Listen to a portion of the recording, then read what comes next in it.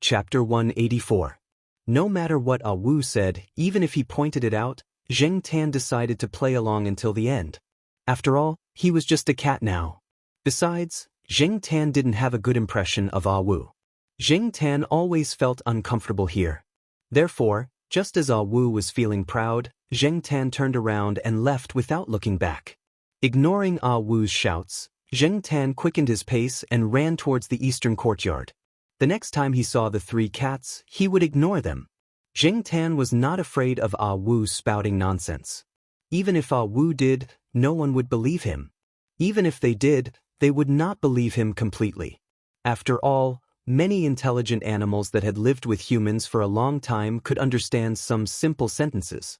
Zheng Tan kept a low profile in front of most people. Those who knew about Zheng Tan would not betray him, so what was there to be afraid of? On Friday night, Celestine drove over to take Zheng Tan and Air Mao to the night building. Walnut, who hadn't been seen for a long time, happened to be free today. The three of them gathered together, and Zheng Tan hitched a ride. The three of them were very casual, unlike the people Zheng Tan had seen at the birthday banquet last time. They wore masks and acted carefully. When the three of them were peeling peanuts, they very consciously peeled some for Zheng Tan's plate. Therefore, Zheng Tan only needed to sit down and wait to eat. She listened to the live performance outside, and when she was full, she would lie on the sofa and take a nap. However, when Zheng Tan heard Celestine and the other two talking about cat trainers, his sleepiness suddenly disappeared.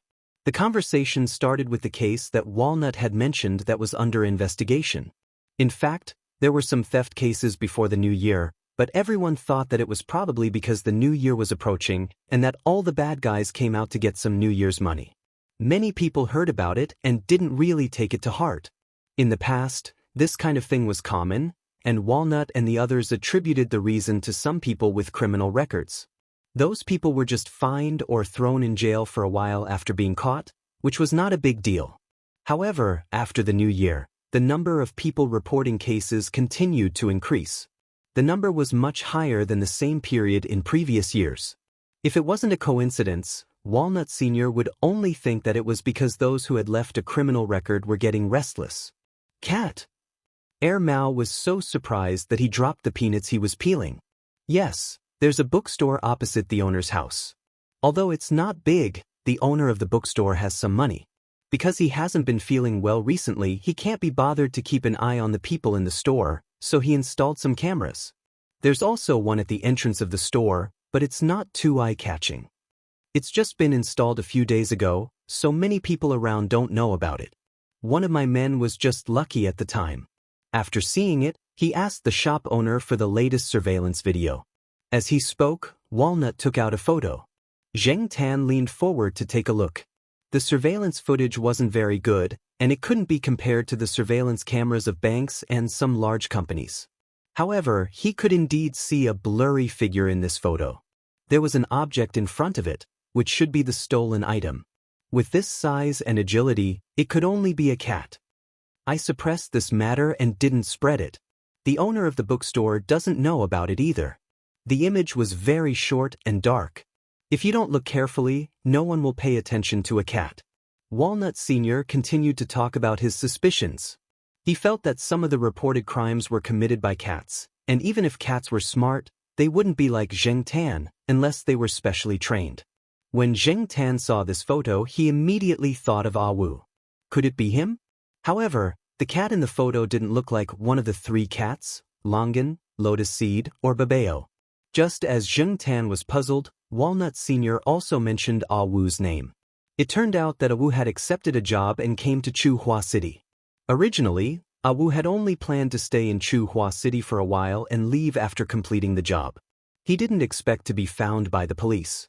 The job he accepted was probably to train the leopard cat. He is indeed one of the suspects. However, although Wu hasn't been cleared of suspicion, he seems to be very interested in this matter and offered to assist in the investigation. Of course, he hasn't been cleared yet, and we haven't really told him about the progress of the investigation. Until now, he is still in Chuhua City.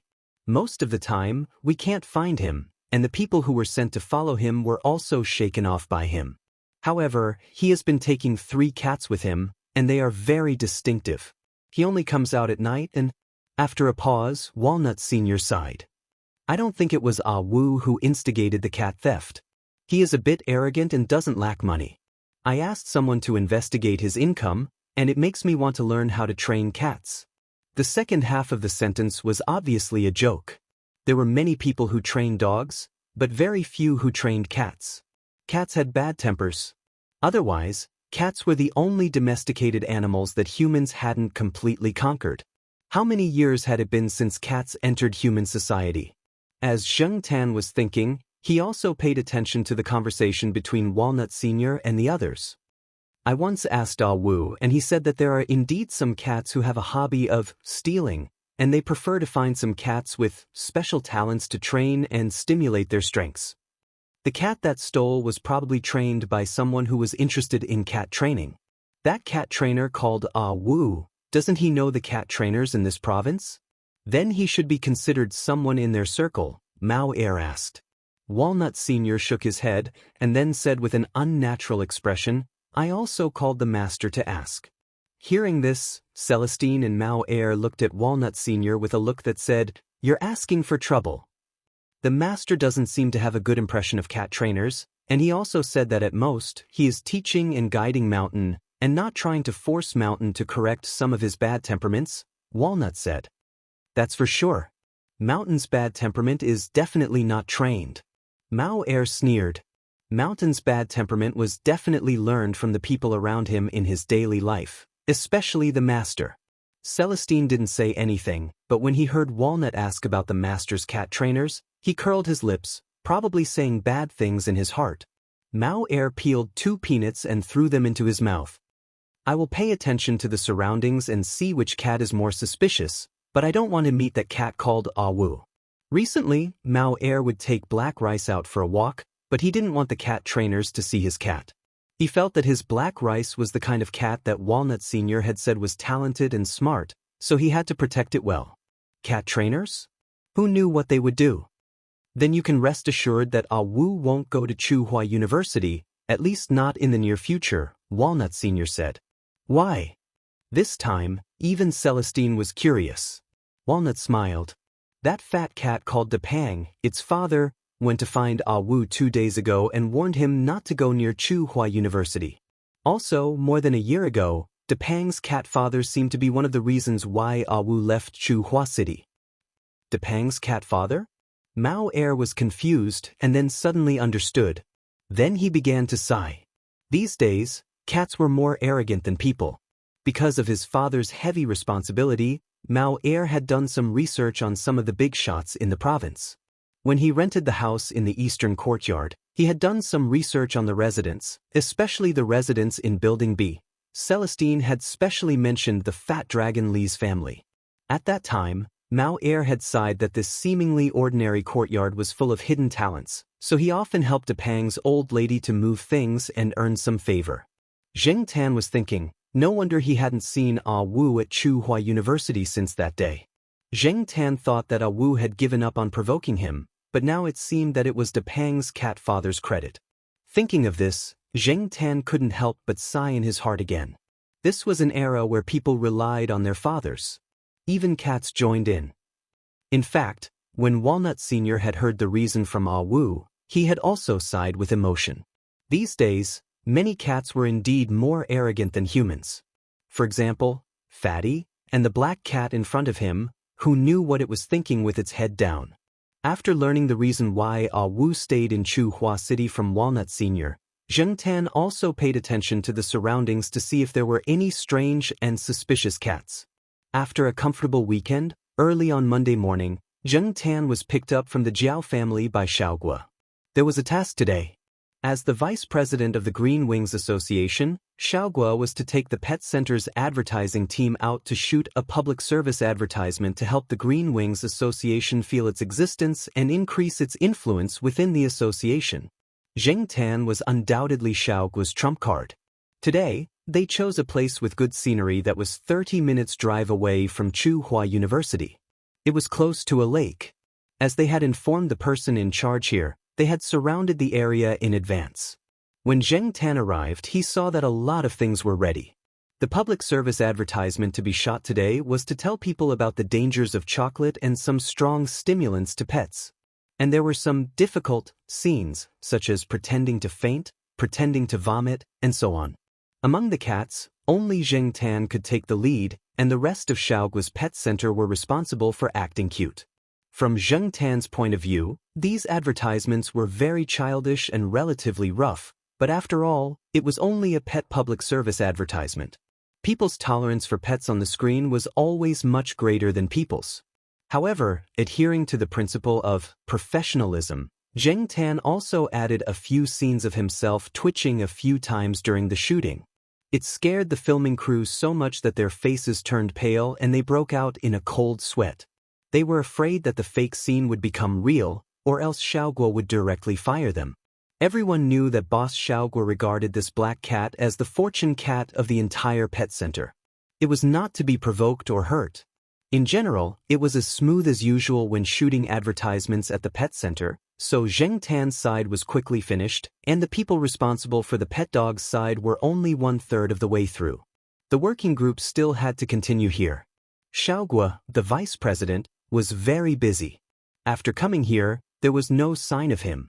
No one knew who he was negotiating with. The person who was entrusted by Xiaoguo to take care of Zheng Tan was a young man in his early 20s named Charlie. It was a pity that Zheng Tan was not a girl. Charlie was definitely a native, but because of his name, his surname, Charlie, was often mispronounced. He was poached by Xiaoguo from Agricultural University this year. He majored in animal medicine and was about to graduate. Recently, he had been doing an internship at the pet center. Today, he was called over to help. Charlie was in charge of taking care of Zheng Tan. Little Guo had already told Charlie about the things he had to pay attention to. For example, the disposable paper cups used to hold water had to be clean and unused, and the food should not contain cat biscuits or cat food. When Charlie first saw the food given to Zheng Tan, he had warned her about the dangers. However, he later realized that this cat was indeed unique, so he did not mention it. Today, he would not mention it either. Moreover, he had to do it discreetly. This went against the public service advertisement that day. Charlie was not experienced enough, so he felt a little guilty. Zheng Tan did not want to stay here all the time and was ready to go out for a walk.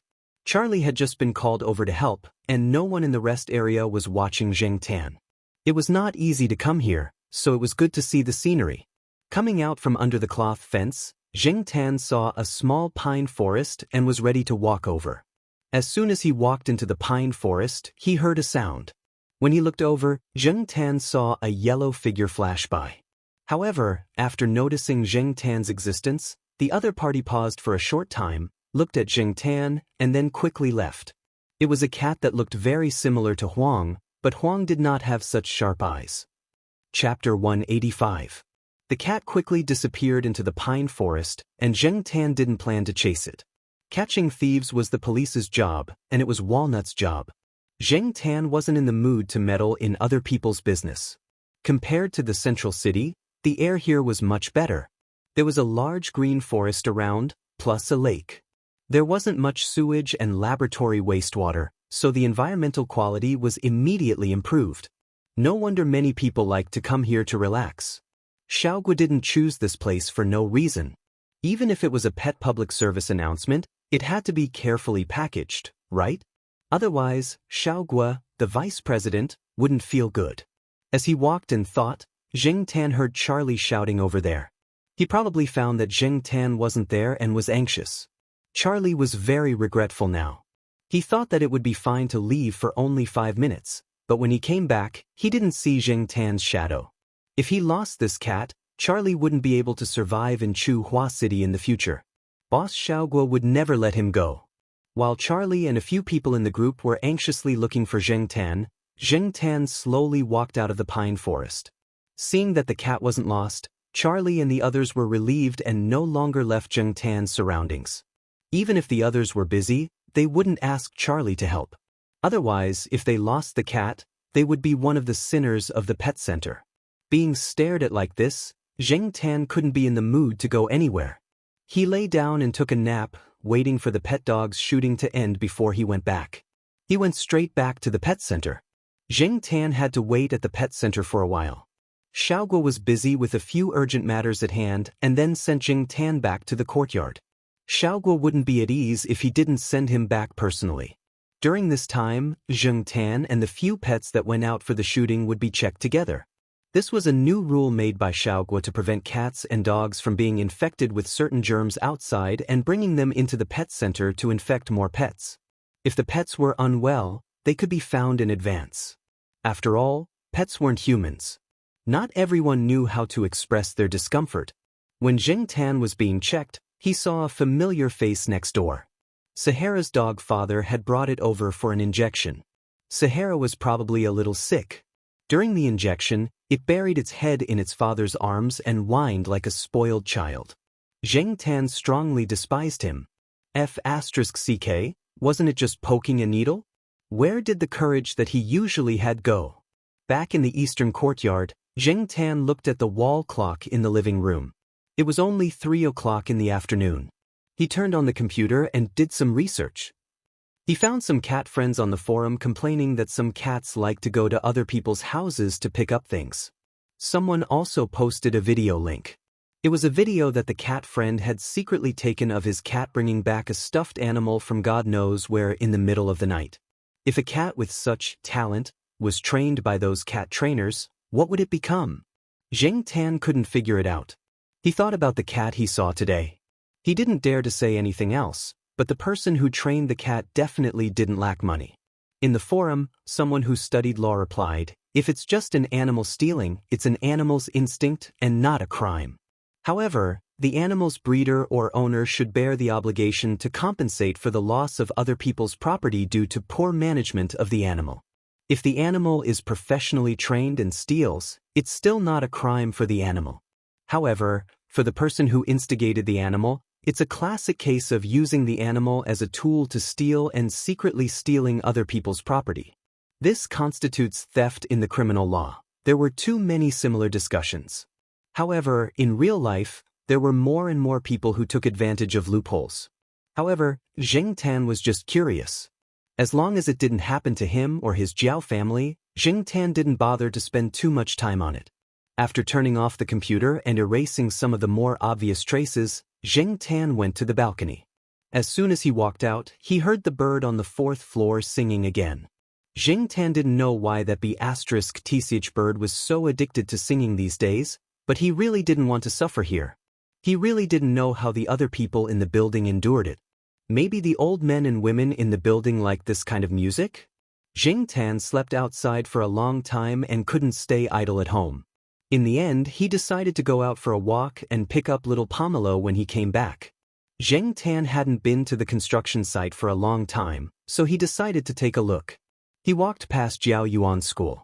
The teachers in Jiao Yuan were on the podium talking about the shortcomings of their country's education and criticizing examination-oriented education. Zheng Tan wagged his tail. He was too lazy to listen to these kinds of words. What was the use of just talking about it? He continued to trot forward. The construction site was still surrounded by blue buildings, but the building that was built inside could not be blocked. The progress was not bad. He hoped that this place could be completed soon and Zheng Tan would have another place for entertainment. As he was looking, Zheng Tan suddenly heard someone calling his name.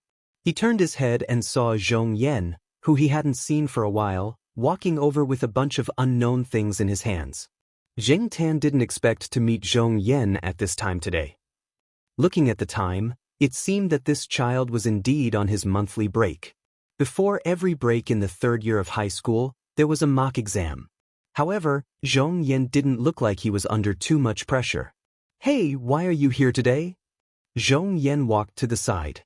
He had originally planned to rest at the side and didn't expect to see Zheng Tan first. Zhong Yan went into the temporary rest area to get some water. He found a place to sit down, drank 2 mouthfuls of water, and handed another disposable plastic cup to Zheng Tan. Then he talked to Zheng Tan about something. "Do you know, a cat came to the construction site recently. It looks like you and is also completely black. At first, Brother Ning and others thought it was you. They served it with good food and drinks, but in the end, I recognized it." Zhong Yan was quite proud when he talked about this. That black cat usually comes at night and leaves after walking around. Brother Ning and others said that there was probably a mouse at the construction site that attracted the cat. But I think that cat doesn't look like a stray cat. That black cat is very vigilant and fierce. Brother Ning and others were scratched when they played with it. I heard that someone at the construction site wanted to trap the cat and cook it after knowing that it wasn't you, but he didn't succeed. Zheng Tan didn't take it seriously at first. It was just a cat that looked like him. It was no big deal. There were many black cats. However, Zhong Yan's next sentence made Zheng Tan's heart tremble. Speaking of which, something happened at the construction site recently. Several people's wallets were missing. I heard that they were drunk and didn't pay attention. It's estimated that someone took them. Now everyone hides their wallets well. Alas, the construction site is like this. It's very messy. Zhong Yan sighed. Zheng Tan didn't know if he was overthinking. When Zhong Yan talked about this, the first thing that came to his mind was that the black cat was related to the missing wallets. Maybe he was overthinking. After listening to the conversation of Brother Walnut and others that day and seeing a cat steal wallets, Zheng Tan now thought that it might be a cat that stole wallets. Moreover, Zhong Yan just said that a black cat that looked like him often came here. Whether he was overthinking or not, Zheng Tan decided to be careful. That cat looked like him. If it really stole things like the cat he saw in the morning, and it was seen doing bad things, wouldn't he be blamed for it? Zheng Tan absolutely didn't want to be the scapegoat. In order to prevent accidents, Zheng Tan decided to be vigilant of other black cats. Zhong Yan quickly returned to the construction site to work. Zheng Tan also walked back. At the same time, he also paid attention to the cats around him. He didn't find a black cat like him. It probably wasn't time yet, so the cat didn't come out. That day, after dinner, Jiaoma was called by her colleagues to dance in the school square. The temperature wasn't low now, so they didn't stay in the gymnasium. They went directly to the square to dance. There were quite a few teachers there. Zheng Tan saw that the sheriff was fighting with the cats in the western compound. He followed them all the way to the square and thought that he might as well go find Jiaoma later. Although Jiaoma was on the square, Jiaoma had acquaintances in the gymnasium. Her bags and cups were all in the cabinet in the gymnasium. Zheng Tan just had to wait at the entrance of the gymnasium. Zheng Tan was about to walk in that direction when suddenly, a shadow ran across the road from not far in front of him. The shadow ran from the left near the square to the green belt on the right. Stopping, Zheng Tan paused for 2 seconds, then turned and followed the shadow. Zheng Tan heard the rustling sound coming from the small forest. It was the sound of something running in the forest and rubbing against the ryegrass on the ground. Although it was nighttime, Zheng Tan could see the situation in the small forest with the help of the surrounding street lights. However, the growing ryegrass and some trees in the forest obstructed Zheng Tan's vision. Fortunately, the trees here were thick enough and the spacing was just right. Therefore, Zheng Tan directly jumped on a tree and ran through the mountain of branches. This skill wasn't practiced for nothing. Intuition was sometimes very accurate. Zheng Tan saw a cat in the ryegrass not far in front of him. The cat raised its head and let Zheng Tan see the wallet in its mouth. However, he couldn't see what color the cat was, so he didn't know if it was the black cat that Zhong Yan mentioned. Zheng Tan didn't expect to encounter this kind of thing again so soon. Although it was none of his business, he didn't want to be slandered. Regardless of whether it was the black cat that looked like him, Zheng Tan decided to beat it up first. Besides, Zheng Tan had taken Chuhua University as his own territory. If he didn't teach it a lesson, Zheng Tan wouldn't be able to say that he was the boss here. The sound of Zheng Tan jumping on the branches was also heard by the cat. It sped up a little, but it didn't seem to be in a hurry. It probably felt that a cat wasn't as threatening as a human. After approaching the cat from above, Zheng Tan jumped down, pounced on it, and directly clawed at it. The cat was slapped to the side and rolled twice. The wallet in its mouth also fell into the ryegrass. After it got up, it angrily growled at Zheng Tan a few times. It seemed like it wanted to fight with him, but it quickly ran away. Zheng Tan wanted to continue chasing, but at this time, the sheriff and the cat from the western compound were fighting all the way here. When the sheriff saw Zheng Tan, he happily ran over to greet him and interrupted Zheng Tan for a while. Without the burden of the purse, the cat ran away quickly and soon disappeared out of the forest. The sheriff didn't realize that he had done something wrong. After being slapped by Zheng Tan, he was still a little stunned. However, he quickly continued to fight with the cat from the western compound. They fought all the way out of the small forest. Chapter 186. Zheng Tan was the only one left in the woods. Just as he was about to leave, Zheng Tan remembered that the stolen wallet was still in the grass. He ran over to take a look. Since it was very dark, no one would pay attention to him. Zheng Tan simply stood up, picked up the wallet with his two front paws, and slowly walked to the edge of the woods. Zheng Tan didn't want to take the wallet for himself, nor was he interested in opening it to see what was inside. Although he didn't take a closer look at the wallet, he could tell from the fragrance that it was a woman's wallet.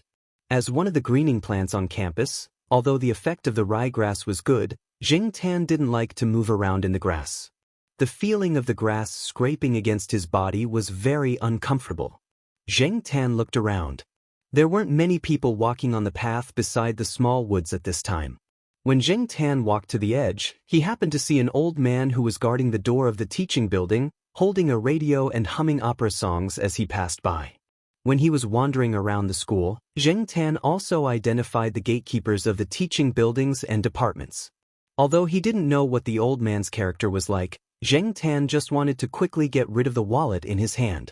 While the old man was humming and shaking his head and not paying attention, Zheng Tan threw the wallet in the old man's path, then returned to the woods and climbed up a tree to look over there. The old man probably just went out for a walk. After he picked up the wallet, he mumbled something. He looked around and didn't see anyone nearby, so he walked towards the square. Zheng Tan followed not far behind him. He saw the old man walk to the gate of the stadium next to the square. He came to the bulletin board and wrote "Lost and Found" with a pen, then talked to the security guard there. After dealing with the wallet, Zheng Tan squatted on a decorative stone platform at the gate of the stadium. "Hey, what's up with that cat?" The old man pointed at Zheng Tan, wondering why there was a cat sitting there so calmly. It must be known that the square was very lively, and the sound of music could be heard from here. The entrance of the gymnasium was also crowded with students and teachers who came here to exercise and relax, but this cat was not afraid at all. The security guard at the door looked back and said, "It's Ms. Gu's cat. It's waiting for Ms. Gu to finish her dance." This piqued the old man's interest. He pulled the security guard aside and told him about Zheng Tan until Jiao Ma finished her dance and came over to get her bag and cup. Jiao Ma was very proud when she heard other people praise her cat. That night, when she brought Zheng Tan home, the smile on her face never disappeared. Zheng Tan did not take these compliments to heart. He was thinking about the cat. Ever since he found out that the cat thief had put its claws into Tsinghua University, Zheng Tan had been vigilant for the next few days. When he went out in circles, he also paid attention to the cats he did not know. However, the cat that was scratched by him did not appear again. That day, because the weather forecast said that it would rain at night, but he did not know when it would rain, Zheng Tan stayed at home after dinner. However, he felt a little restless. Zheng Tan looked at the darkening sky outside. It seemed to be getting dark earlier than 2 days ago. It was probably because of the weather that the clouds covered the sunset. After enjoying the breeze on the balcony for a while, Zheng Tan returned to the living room. He lay on the sofa and watched cartoons with little Pomelo.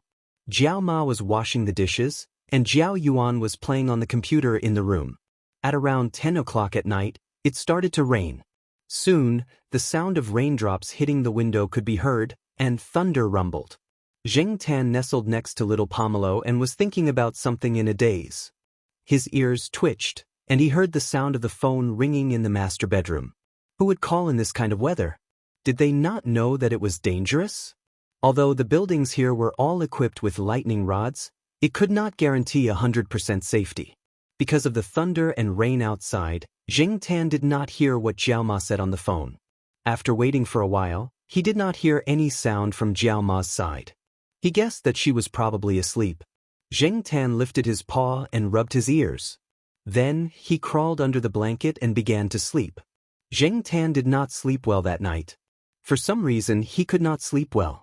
When he woke up early in the morning to eat breakfast, Jiao Ma asked Zheng Tan, "Where's black charcoal?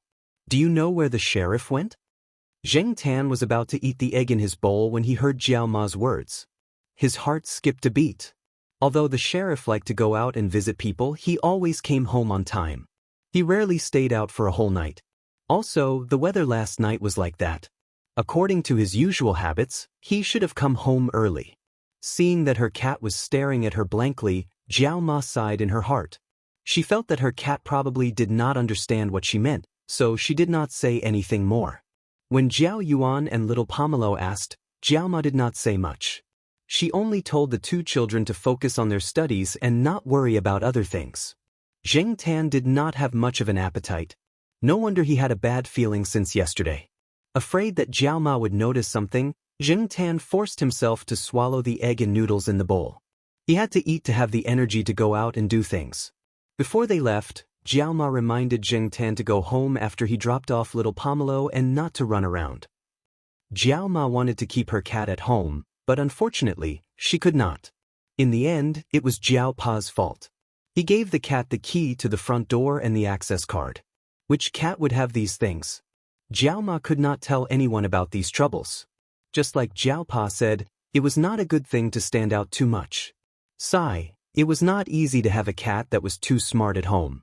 After Zheng Tan dropped off little Pomelo, he wandered around, looking for places where the gossipy aunties gathered to eavesdrop. It did not take Zheng Tan long to learn the reason why Jiao Ma had asked him that during breakfast from a few aunties who had just come back from grocery shopping. At around 9 o'clock last night, a teacher in the western compound found her cat seriously injured on the side of the road. There were scratches and bites all over its body, and its fur was covered in blood. The teacher turned on the flashlight and found that the blood extended from the side of the road into the forest. It seemed that her cat had crawled out of the forest. She hurriedly sent the cat to the 24-hour outpatient department at the pet center. After checking the injuries and making sure that the cat was not in any danger, the teacher was relieved. If her cat had not been lucky enough to run into her, it would have been dead by the time it rained for another half an hour. After settling her cat down, the teacher was filled with anger. The vet had said that the injuries on her cat were caused by the cat's scratches and bites. Usually, the only cat that was at odds with her cat was the sheriff in the east courtyard. It was fine if they fought in the past, since both of them had minor injuries, but this time, it was too much. Therefore, the teacher went to the sheriff's house to ask for an explanation. However, the sheriff did not come back, even when it started to rain. Now, the sheriff's owner also realized that something was wrong. It was common for cats to get scratches when they fought outside. The sheriff's owner was used to it, but his cat had always been in good spirits. Even if it went out to play at night, it would come home on time. Usually, at 9 or 10 o'clock, it would bark at the door of the family building, asking the owner to open the door. The peak period for missing cats during Chinese New Year had passed. Because of this, the sheriff's owner did not take it to heart. Who knew that something like this would happen? Everyone guessed that another cat had entered the school. Since the cat's claws were so fierce, it could not be a cat from the school. Otherwise, how could the school have been so quiet before? After learning the whole story, Zheng Tan was also worried. No wonder the sheriff's owner called everywhere to ask for help when it was so late last night. It was said that he even went out in the rain to look for the cat. It was past 12 o'clock, but he could not find the cat. This morning, when the rain stopped, the sheriff did not come back. The sheriff's owner also went to the school security office to ask for the surveillance video. The surveillance cameras in the school were not just for decoration, but the places with cameras were crowded and frequented, not the areas where cats were active. Many people said in private that the sheriff might not be able to come back. Zheng Tan felt that this matter had something to do with the cat that had been scratched by him. When the cat left, it growled and looked at him. He could tell that it was not a kind cat. Moreover, Zheng Tan guessed that there should be more than one cat. If there was only one cat, the cat in the west side courtyard would not have been injured so badly and almost died. The sheriff was still nowhere to be seen. These two cats were considered experts in the east and west side courtyard. Ordinary cats could not do anything to them. The rain last night washed away some of the scents, so it was impossible for Zheng Tan to find any suspicious scents. If the sheriff was only caught by the mastermind of the cat thief, the cat trainer that he had not met yet, he should at least be safe for the time being. Walnut had said that cat trainers would be interested in talented cats. The sheriff was indeed talented. A cat that could roar in the Chihuahua language so fluently was a wonder among cats. But if the cat trainer didn't discover the sheriff's talent and allowed his cat to kill the sheriff, Zheng Tan searched several green forest areas, which were also the places where the sheriff often fought. In a nearby forest where the cat in the west side courtyard was found, Zheng Tan smelled some scents. There were the scents of the sheriff, the cat in the west side courtyard, the cat that he had scratched, and at least 3 other unfamiliar cat scents. Unfortunately, he could not find anything else outside the forest. If only it had not rained last night. After a round of searching, Zheng Tan leaned against a large sycamore tree and panted in frustration. Although the sheriff was just a cat, ever since Zheng Tan had turned into a cat, the 4 scumbags of the east side courtyard could be considered a small group. The sheriff was also regarded by Zheng Tan as an important playmate and a cat brother. Now that her brother was in trouble, Zheng Tan could not stay calm. Her worry overshadowed her anger. Even when she searched through the woods, Zheng Tan's heart was in her throat.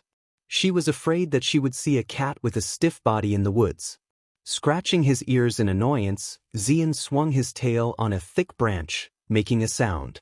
On the bright side, if the sheriff had not been caught, or if he had not been injured to the point that he could not run, or if he had found a chance to escape when he was attacked, where would he hide? Although the sheriff was not very smart, he was not stupid. The swinging of his tail gradually decreased, and the tip of his tail moved rhythmically. Zheng Tan thought about the possible hiding places of the sheriff. The sheriff was also active in the campus, so he should be familiar with the place. Zheng Tan began to think about the possible hiding places one by one. Suddenly, Zheng Tan thought of a place that the sheriff often went to, the old tiled housing area in the campus. When the weather was good, it was a small gathering place for cats. Chapter 187. Because it had just rained, the old tile-roofed housing area was damp. Zheng Tan didn't see a single cat when he came over. It really wasn't a good day to take a nap on the roof. After getting the car, Zheng Tan didn't come here as often. Occasionally, he would take a stroll to see Jiao Wei and the others play with their model cars and planes. Jumping onto a relatively tall tree, Zheng Tan looked around the area and excluded the few tile-roofed houses that were often occupied by students. But before that, Zheng Tan took a deep breath. "Oh whoa," he howled a few times in a row. The few cats in the east courtyard knew his howls. If the sheriff was here, it would be best if he could hear it and run out. Although the possibility wasn't high, it was still worth a try. After he finished howling, he didn't hear the sheriff's response. Instead, a few students who were holding some kind of activity in a tile-roofed house pushed open the window and cursed. F***CK, which psycho is howling in the middle of the day? They only thought that it was someone who was bored or playing a prank. They didn't associate it with a cat at all. Zheng Tan didn't have time to argue with those students. He didn't see the sheriff, nor did he hear its howls. It was either because it wasn't here, or it couldn't hear, or it couldn't move. It was 50-50. If there was a possibility, he had to try. And he had to hurry. With the cat in the west courtyard injured, Zheng Tan didn't dare to wait any longer. Although the rain washed away a lot of the smell on the ground, he could still smell something when he was near the old tile-roofed houses. After eliminating some parts, Zheng Tan began to search one by one. The black figure moved among the old tile-roofed houses. From time to time, it would stop at some windowsills or doors with holes, rust, and cracks that hadn't been opened for a long time. Then, it would immediately run to the next tile-roofed house. When he found the 8th tile-roofed house, Zheng Tan found some bloodstains at the door. The ones further away were probably washed away by the rain, but there were obvious bloody cat footprints at the door. Zheng Tan sniffed.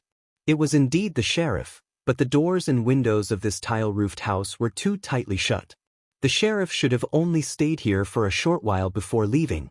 However, following these sporadic bloodstains and faint smells, Zheng Tan found another tile-roofed house not far from here. The door of this tile-roofed house was a wooden door. There was a gap in the lower right corner of the door. There was blood around the gap. Judging from the smell, it was the sheriff. Zheng Tan gave it a try and was able to squeeze through the gap. There were some old tables, chairs, and cabinets in the old tiled house. They were probably discarded from the cafeteria and some teaching buildings. They had been locked here for a long time and had not been touched for a long time. They were covered in dust, and there were many cobwebs in the corners. Moving his nose, Zheng Tan followed the smell and found the sheriff lying under a table. Zheng Tan did not know what the wounds on the cat in the west side courtyard looked like, but he could tell from the sheriff's body that the fight last night was very fierce. What made Zheng Tan relieved was that the sheriff was still alive, but his condition was not very good. He raised his paw and gently pushed the sheriff. There was no response, but his ears moved slightly. Next to the sheriff, there was a rat with a broken body. It looked quite fresh. It probably bumped into the sheriff's mouth last night. It was only because it had replenished some energy that the sheriff was able to maintain his current condition. It seemed that the sheriff could not move around on his own. Zheng Tan could move him out, but he could not carry the sheriff all the way to the pet center, right? Not to mention the headlines, it would take a lot of time to carry him all the way to the pet center. Also, he did not know if the sheriff could be moved around in his current condition. He had to find someone to help him. Zheng Tan moved the sheriff out a little. The gap in the door was still too small, and Zheng Tan could not move the sheriff out in this small gap.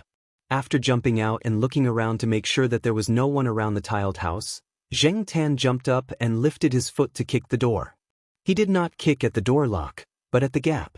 After a kick, a piece of wood fell from the gap, and the hole became bigger.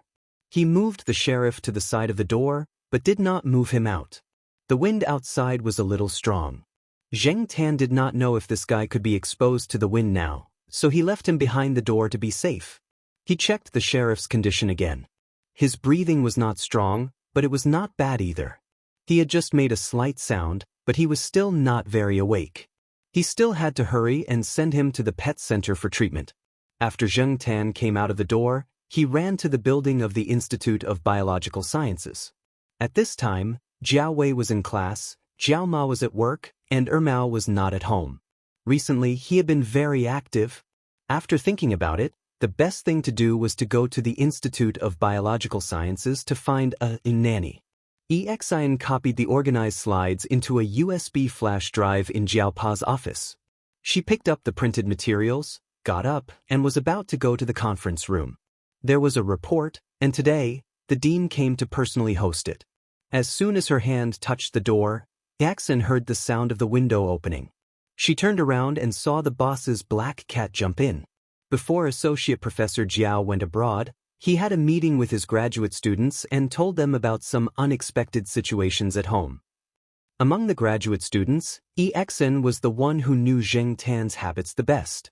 Therefore, when Zheng Tan stretched out his paw and pulled his trousers out, Xian felt that something must have happened. When Zheng Tan was carrying the sheriff, there were some bloodstains on his clothes, which scared Xian. For a moment, she forgot to call Jiao Ma and ask for details. Seeing Zheng Tan running out of the window, she quickly put down the things in her hands and rushed out of the building. Zheng Tan, who was waiting outside, soon saw Xian riding a small motorcycle out of the building. Zheng Tan led the way in the front, and Xian followed behind. The old tile-roofed housing area was not too far from the building of the Institute of Biological Sciences. Zheng Tan ran fast and chose a path that was easy for the motorcycle to take. At this time, there were not many people on the main road of the campus, not to mention the remote area near the old tile-roofed housing area. Therefore, Xian rode a little faster. He was also anxious. What if something happened to the 3 members of the Jiao family? But soon, Xian found that the cat was taking him to the old tile-roofed housing area, which he rarely came here. When Zheng Tan pushed the sheriff out of the door, Xian was embarrassed. The sheriff's pants were torn by the cat's claws, and he was absent from the important report hosted by the dean. In the end, it was all because of a cat from an unknown family. When they came out, Xian told the dean that there was an emergency. At that time, the meeting was about to start, so the dean did not ask much. However, after the meeting, the dean would definitely ask in detail. How could he make up a story? He definitely could not tell the truth. He would definitely be criticized. Alas. Anyway, since he was here, he had to save the cat in front of him. Unable to find anything for a while, Xian directly took off her coat. Anyway, the coat was not worth much, and it had not been washed for more than 10 days. She wrapped the sheriff up and put him in the trunk of the motorcycle. It was a little crowded, so she had to make do. Zheng Tan jumped on the motorcycle. This time, he just needed to follow them to the pet center. However, when Xian rode to the school gate, he suddenly found that he did not know which way to go to the pet center. He knew that the best pet hospital nearby was the Ming Ming Pet Center, but he had only heard of it and had never been there. Fortunately, there were more taxis coming and going at the school gate. After Xian parked the motorcycle, she held the cat in her arms and stopped a taxi that had just taken a passenger. She opened the door and got in. Zheng Tan also jumped on the car. "Hey, you cat, master, saving a cat's life is better than building a 7-floor pagoda." The driver was speechless. In the end, the driver's face twitched. He looked at the injured cat in Xian's arms, and then looked at Zheng Tan who was squatting on the seat. He warned Xian that if the cat pooped, peed, or vomited in the back seat, he would have to pay more. Then he started driving. The driver, who often went around this area, was very familiar with the Ming Ming Pet Center. In addition, the pet center was not too far away, so it didn't take long for them to arrive. The veterinarian who was checking the sheriff's injuries felt strange. Why were there so many scratched cats recently? After making sure that the sheriff's life was not in danger, Zheng Tan listened to the veterinarian's complaints and started to think. Besides the cat in the West Side compound and the sheriff, were there other cats that were attacked? The sheriff stayed at the pet center for treatment. At noon, Xian called Jiao Ma and briefly told her what had happened. Jiao Ma immediately rushed to the pet center. In order to thank Xian, Jiao Ma specifically called the dean of the Institute of Biological Sciences and said that she had something to do here. Xian came to help and was absent from the meeting. After Xian left, Zheng Tan did not have to worry about the rest of the situation. Jiao Ma notified the sheriff's owner and also called Jiao Wei, telling them not to ask Zheng Tan for lunch. The sheriff's injuries would be monitored in the pet center for another 2 days. After Zheng Tan was sent back to Tsinghua University by Jiao Ma, he came to the old tiled housing area again. Previously, he was in a hurry to find the sheriff and did not pay attention to other details. Now that he was not in a hurry, Zheng Tan decided to look for the sheriff carefully.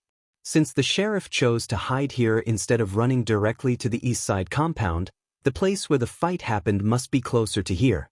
When the cat thief left that day, it met the sheriff and the cat in the West Side compound. There were so many cats in the school, so it was definitely not just the sheriff and the cat in the West Side compound that wandered outside last night. Why were they the only ones who were seriously injured? The most likely reason was that the cat thief wanted to avenge its paw. Unfortunately, Zheng Tan did not come out himself, so the sheriff and the cat in the West Side compound had both bumped into the muzzle. The rain last night was too much of a coincidence. Perhaps the enemy had stopped chasing after the sheriff because of the rain. Otherwise, judging from the injuries on the sheriff's body, he wouldn't have let the sheriff go so easily.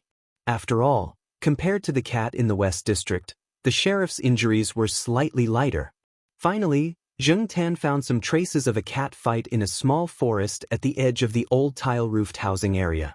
Not only that, when Zheng Tan came over, he saw the white body and black-tail cat named Longan sniffing around in the forest, as if it was trying to identify something.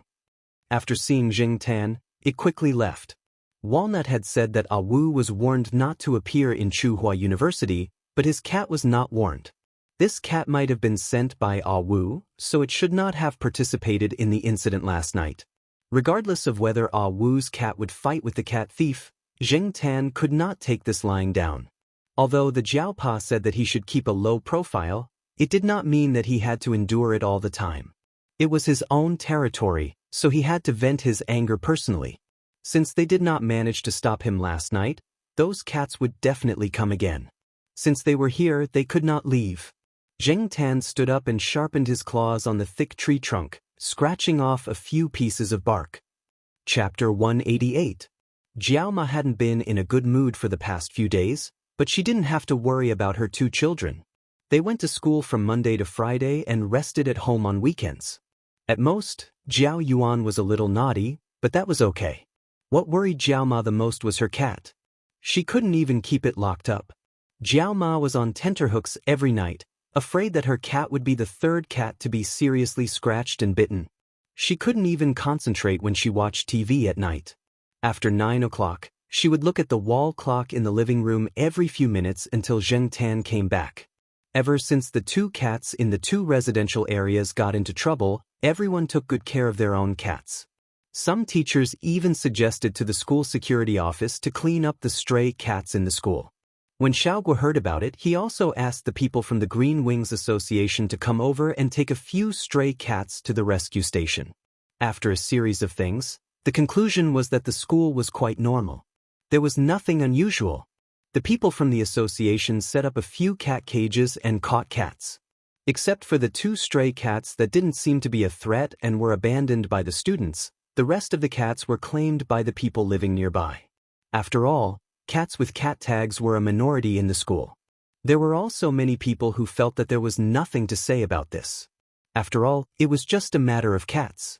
There was no need to make it so complicated and go through so much trouble. As long as they took good care of their own cats, everything would be fine. So, in less than a week, the school was peaceful again. Sheriff was brought home after 2 days at the pet center. The day before yesterday, when Zheng Tan went for a walk in their building, he saw him lying on the balcony with an Elizabeth collar around his neck. It wasn't because he was castrated, but probably because he was afraid that he would lick the wounds on his body. Fortunately, Sheriff couldn't understand the complicated words people were saying. Otherwise, he would have been depressed. When the neighbors saw Sheriff like that, they asked his owner, "Your cat finally did it?" The Sheriff's owner only chuckled twice. In short, the news of Sheriff's castration had been spread by the aunties in the courtyard. However, the Sheriff seemed to be in good spirits. He could run and jump now, and his recovery ability was very strong. In about a week, he would be able to get rid of the collar. Recently, this guy was not used to wearing the collar and was rebelling at home. His owner was also very helpless. Huang was locked up at home, and even Depang was often watched by his grandmother. The only one in the courtyard who was out was Zheng Tan. Zheng Tan wasn't wandering around aimlessly. His intuition told him that the cats hadn't taught him a lesson yet. They hadn't achieved their goal, so they would definitely appear again. During this period of time, whether it was day or night, he had been wandering around conspicuously. Unfortunately, there weren't any results. It was probably because there were too many people watching the cats in the school over the past few days. Moreover, the cats must have been injured when they fought with the sheriff and the others.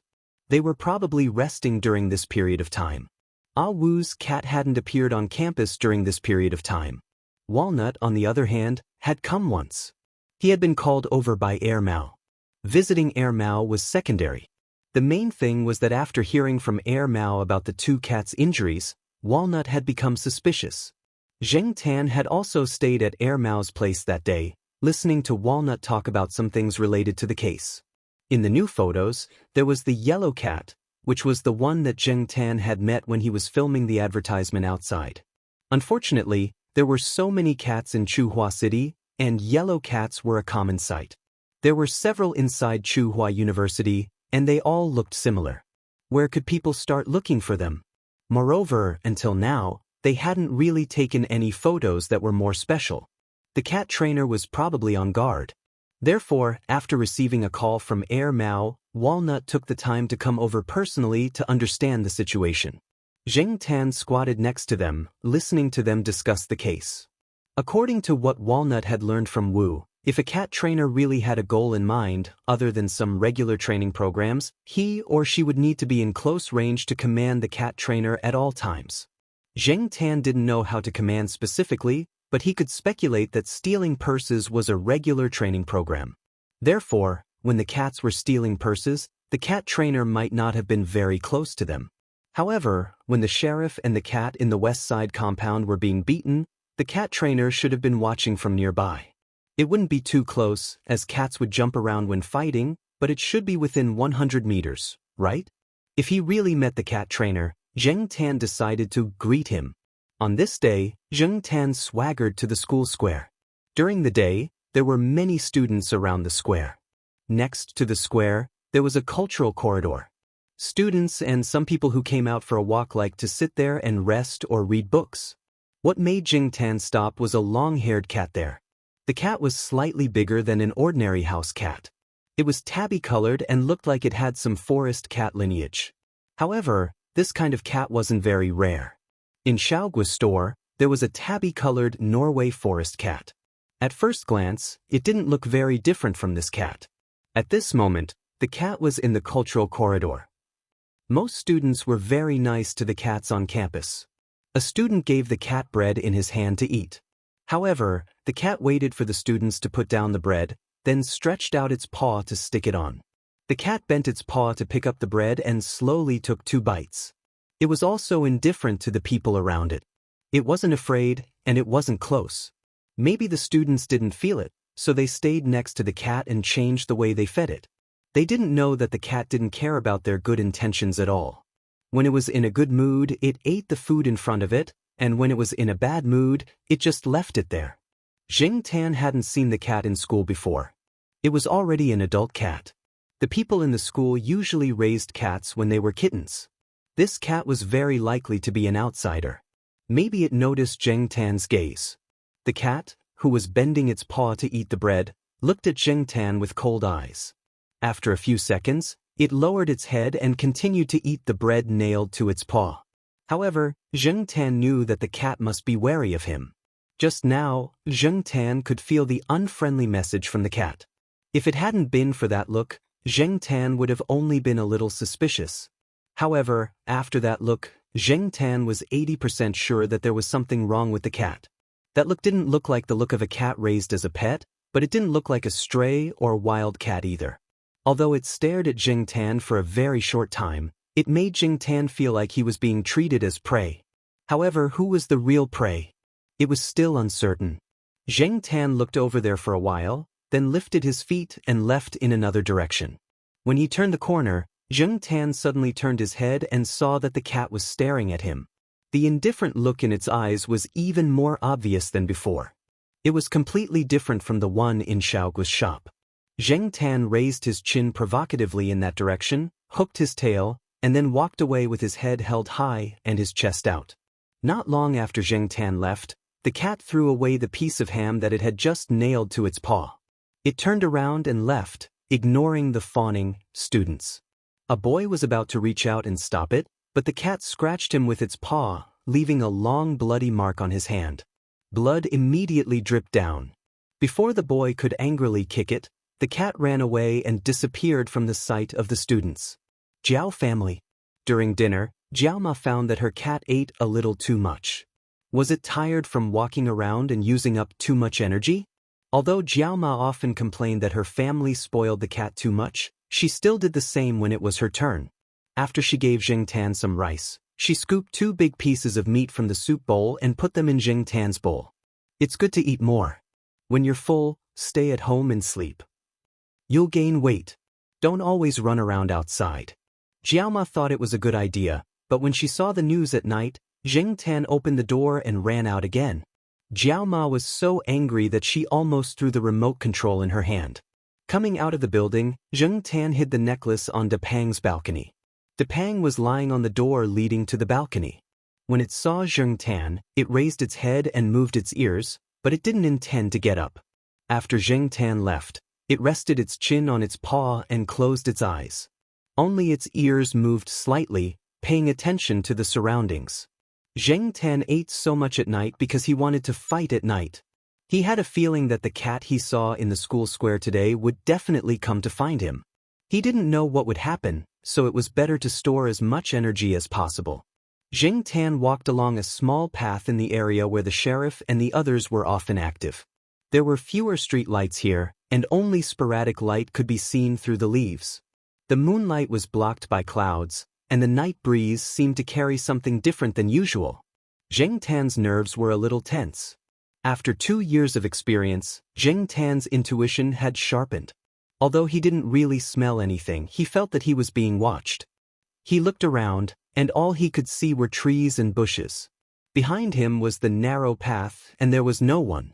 Some faint music coming from the square made it seem even quieter. Jing Tan slowed down his pace and perked up his ears to pay attention to the surroundings. Suddenly, A soft sound came from the bushes in front of him, followed by a few bird calls and the sound of flapping wings. It was similar to the situation when the cat traffickers came out of the cages. The tip of his tail moved, and Zheng Tan looked in that direction for a while. He lifted his feet and walked in that direction. There was a trap there, but he couldn't lure those fellows out even if he didn't go. The sound of flapping wings was getting closer and closer, but Zheng Tan stopped when he was about 10 meters away. He didn't continue forward. The flapping sound came from behind the bushes planted at the edge of the forest. Zheng Tan turned a deaf ear to it, but he was alert to the movements around him. However, other than the sound of flapping wings, the forest was very quiet. If there was someone moving in the forest, it would definitely make a sound when it rubbed against the dense ryegrass. There was only the sound of leaves, but Zheng Tan felt that he was being watched more and more. There was also a sense of danger. When the soft sound came from above, Zheng Tan turned around and ran back. The cat was in the tree. Generally, when cats came down from a high tree, they would be a little timid. They wouldn't be as agile as when they climbed up, so Zheng Tan didn't think that the cat was likely to stay in the tree. However, this cat came down from the tree very quickly, almost in the blink of an eye. Although he didn't see the cat that jumped down from the tree, Zheng Tan was sure that it was the cat he saw in the square today. When Xiaoguo was filming an advertisement, he praised the Norwegian forest cat in the shop. He also said that this kind of cat was almost the only kind of cat that was fearless when it swooped down from the ground from a high place. Unfortunately, the cat in the shop was raised as a pet, so Zheng Tan didn't see how brave the cat was. Now, he deeply felt the sense of oppression brought by this kind of behavior. Regardless of whether other cats were like this or not, at least the one that Zheng Tan was facing now was fierce enough. Even if it was just a normal cat, not a special cat like the Monsignor, Zheng Tan didn't dare to underestimate it. Zheng Tan ran fast and didn't get directly pounced on by the cat. The reason why he ran was to find a place where he felt safe. Who knew if there were other traps in the forest in front of him? Zheng Tan didn't want to be a fool and fall into it. He would only be at a disadvantage if he did. There was a forest not far from here, and Zheng Tan was very familiar with it. She had walked by it when she went back for dinner this afternoon. At that time, she did not feel any danger. Presumably, no one had set a trap there, so it was best to solve the problem in a place she was familiar with. It was safer than here. The right time, the right place, and the right people. The right place couldn't be ignored.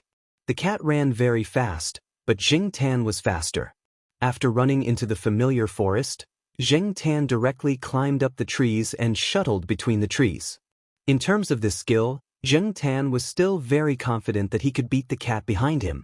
Moreover, only one had appeared. What about the others? The cat was probably a little tired from chasing Zheng Tan. It couldn't do anything to him. After it stopped, it opened its mouth and meowed a few times. This kind of cat's meowing was different from ordinary cats. Xiaoguo said that their meowing sounded like singing, but Zheng Tan didn't think it sounded like singing at all. Now, he didn't think it sounded like singing at all. It should be calling for its companions, right? Just right. If all of them appeared, he could solve it together. Just now, Zheng Tan noticed that there were other people around who were paying attention to this place. The cat trainer didn't appear. However, just as this cat stopped meowing, another cat meow came from another direction. The cat under the tree that was preparing to climb the tree paused. Zheng Tan looked at the cat and suddenly seemed to be on high alert. Speaking of which, the meow that came from the distance just now sounded familiar to Zheng Tan, but he couldn't figure it out at the moment. He didn't have much time to think about who it was. At this time, East Side Compound, first floor of Block B, Depang's house. The old lady was wearing reading glasses and reading a book about Korean opera. Suddenly, she thought of something and shouted, "Depang, bring the slippers on the balcony in." The weather was getting hotter, and the winter slippers were no longer used. The old lady washed the slippers and put them outside to dry. Today, she forgot to put them away. Usually, the old lady often asked Depang to help bring things on the balcony. Depang could still understand a few words that he often heard. After waiting for a while and hearing no movement, the old lady looked up at the balcony. Depang! Chapter 189. Zheng Tan stayed in the tree. The cat below and the cat in the distance with a familiar voice were both calling out, as if they were calling for their companions. Zheng Tan wanted to howl, but he knew that if he howled loudly, the east side courtyard would probably make a scene, so he held it back. He didn't want to provoke the east side courtyard. There were a lot of people there who liked to stir up trouble. If they stirred up trouble, there would be no peace at night. There were soft whooshing sounds around. Zheng Tan looked around and saw that there were about 4 more cats. Looking at the way these 4 cats were running, they didn't seem to be injured. Maybe they weren't the same batch from a few days ago. The cat trainer he had never met might have had more than 2 or 3 cats. Although they weren't the same batch from last time, Zheng Tan was still holding a grudge against them. 1 against 5? No, Zheng Tan still chose to attack them one by one. These cats were all trained. If it were an adult, he would have been scratched a few times. They weren't the softened leopard cat. Cat claws didn't have eyes, and Zheng Tan didn't want to be scratched. The process wasn't important, as long as the result was the same. Zheng Tan chose the biggest cat as his first target, which was the one that had chased after him and roared. It gave Zheng Tan the feeling that it was the most dangerous. As for the other 4, he let them follow behind. After summoning its companion, the cat seemed to have become even more ferocious. It climbed up the tree and charged at Zheng Tan. It even bared its fangs at Zheng Tan and growled threateningly. In this originally quiet forest, it seemed to have a strong psychological and imposing pressure. However, Zheng Tan wasn't a real cat, and cats weren't monkeys. Fighting in trees was still very limited. Relatively speaking, Zheng Tan had a lot more advantages than it. Obviously, this cat wasn't used to Zheng Tan's running style of jumping between trees. Although it didn't hesitate as long as the other cats, it didn't have much experience and didn't land accurately. Zheng Tan took advantage of this and found an opportunity to kick it. As expected, the cat was kicked down. There were more branches below. The cat hooked onto a branch as a cushion before landing in the grass on the ground. After being kicked by Zheng Tan, it was not bad to have such a reaction. Before it could even stand firm on the ground, Zheng Tan had already jumped down from the tree and swiped at it with his claws. Then it scratched off a claw. Therefore, a creature with thick and long hair like this was like wearing soft armor. It could always reduce the opponent's attack power by a lot. Because of this, Zheng Tan couldn't scratch this cat like he did to the leopard cat. Since claws couldn't solve the problem well, he would just use his fists. Although he didn't use his full strength, Zheng Tan still held back a little in order to prevent his secrets from being exposed. Even so, 2 slaps and 1 kick were quite a blow to the cat that had just fallen from the tree. Zheng Tan saw that the cat's legs seemed to be injured. It was either sprained or fractured. Generally, when one suffered such injuries, one shouldn't move at will, especially when it was fractured. However, this guy still looked so fierce.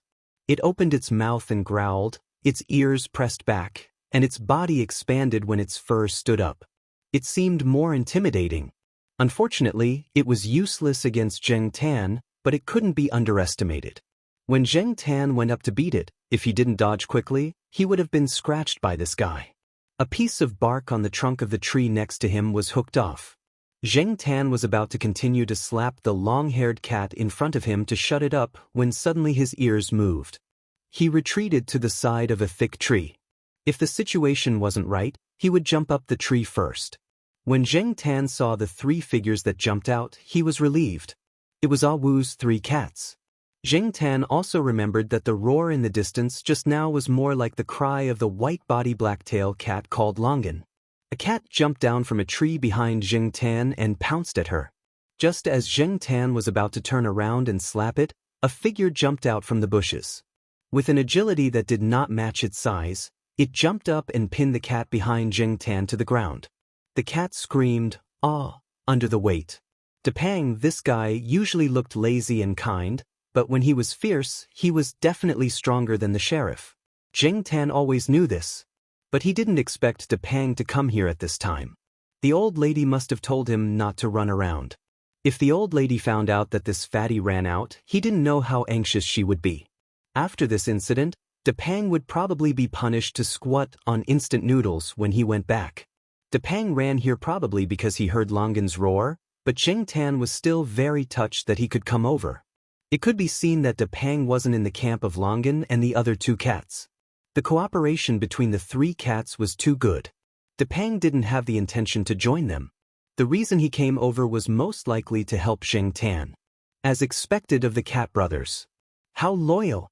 Although Wu wasn't nearby, looking at the cooperation between Longan and the other two cats, it was obvious that this wasn't the first time they encountered this kind of thing. Just like the basic skills of the cat thieves to steal their own wallets, Longan and the other two cats were also very skilled in fighting together. Longan was calm and could always choose the best time. Lotus Seed's attack power wasn't high, but it was agile. And the long-haired cat Babeo was resistant to scratches. This guy's temperament was a bit like the sheriff's. It belonged to the type that became fiercer the more it fought. With the other two beside it, it wouldn't be too arbitrary. Seeing this scene, Zheng Tan could only say that this was indeed trained by Wu. It wasn't as lazy as the sheriff and the other cats when they usually fought. When cats PK with cats, not only would they run around, but they would also make low growls or other sounds. Zheng Tan didn't use this method, so it was still considered quiet earlier. But when there were more cats, the quiet little forest became lively. This place wasn't too far from the eastern courtyard. If it was during the day, the people in the eastern courtyard might not have noticed the movements in the forest. But now it was night time, and this area was very quiet at night. When the cats on both sides fought, they made different sounds. In addition, Babeo was probably too excited to fight just now, so it roared loudly, causing the other cats to roar as well. There was also the cat that was beaten down by Zheng Tan and couldn't get up to walk. Although it didn't continue to roar like this, the cats in the courtyard heard it. In the eastern courtyard, Mao was taking a bath when it suddenly heard Black Rice's loud roar. It didn't even wipe off the water on its body and directly came out naked. It was the only one at home anyway, so it wasn't afraid of being seen. When Mao came out, it saw Black Rice standing on the balcony railing and shouting in a direction. It was so scared that it quickly ran to the balcony and carried Black Rice indoors. Luckily, it was late at night, so no one was paying attention. Otherwise, they would definitely notice that there was a naked man here. When Black Rice was screaming, the sheriff and Huang were both at home, yelling and scratching at the door.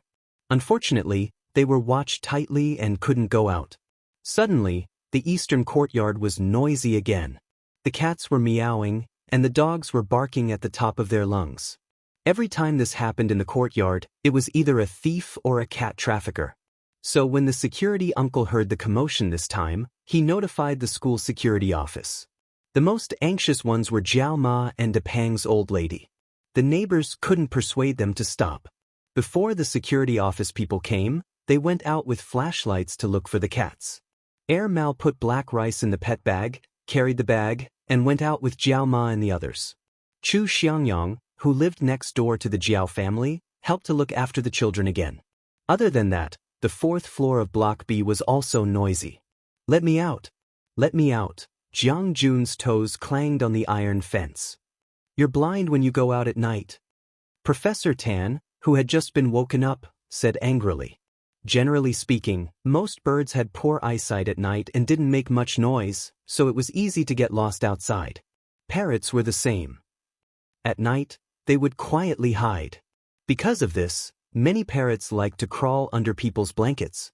Jiang Jun used to crawl under people's blankets, but ever since he pooped in his blankets, Professor Tan threw him out to sleep in a cage. Jiang Jun was a special case among parrots. Sometimes, when he was in a good mood, he didn't sleep at night. Although he didn't make loud noises, he would still sing a little to entertain himself. Because he didn't disturb people, his owner, Professor Tan, let him be. Hearing Professor Tan's scolding, Jiang Jun paused for a moment, then continued to step on the iron fence. He stomped even louder, and shouted like he was singing, "Let me out, go to sleep." At the same time, Zheng Tan's situation was very good. Although Zheng Tan could deal with these cats by himself, since he had a helper, Zheng Tan could spare some time to find the cat trainer earlier. Another reason why Zheng Tan chose this small forest was that the terrain and the layout of the forest made it convenient for him to find the cat trainer behind the scenes. At this time, the cat trainer was hiding behind a statue and observing with night vision goggles. He wasn't having a good time recently. The police were watching him closely, and there was another cat trainer, Wu, waiting behind him. It wasn't easy to hear that Wu wasn't allowed to get close to Chuhua University, so he chose to attack Chuhua University. He didn't expect to fail here. Last time, he didn't send out boss and was seriously injured. This time, he decided to take revenge and replaced a group of healthy cats with boss leading the team. But he didn't expect that in a university, there were so many cats that were good at fighting. Shouldn't the cats in this kind of campus be more docile? But the fact was, last time, the 4 cats that he had trained could only be said to have won a Pyrrhic victory against the 2 cats. This time, the boss was defeated at the beginning, and the cats that came later weren't gentle characters. Plus, Wu's 3 cats were here.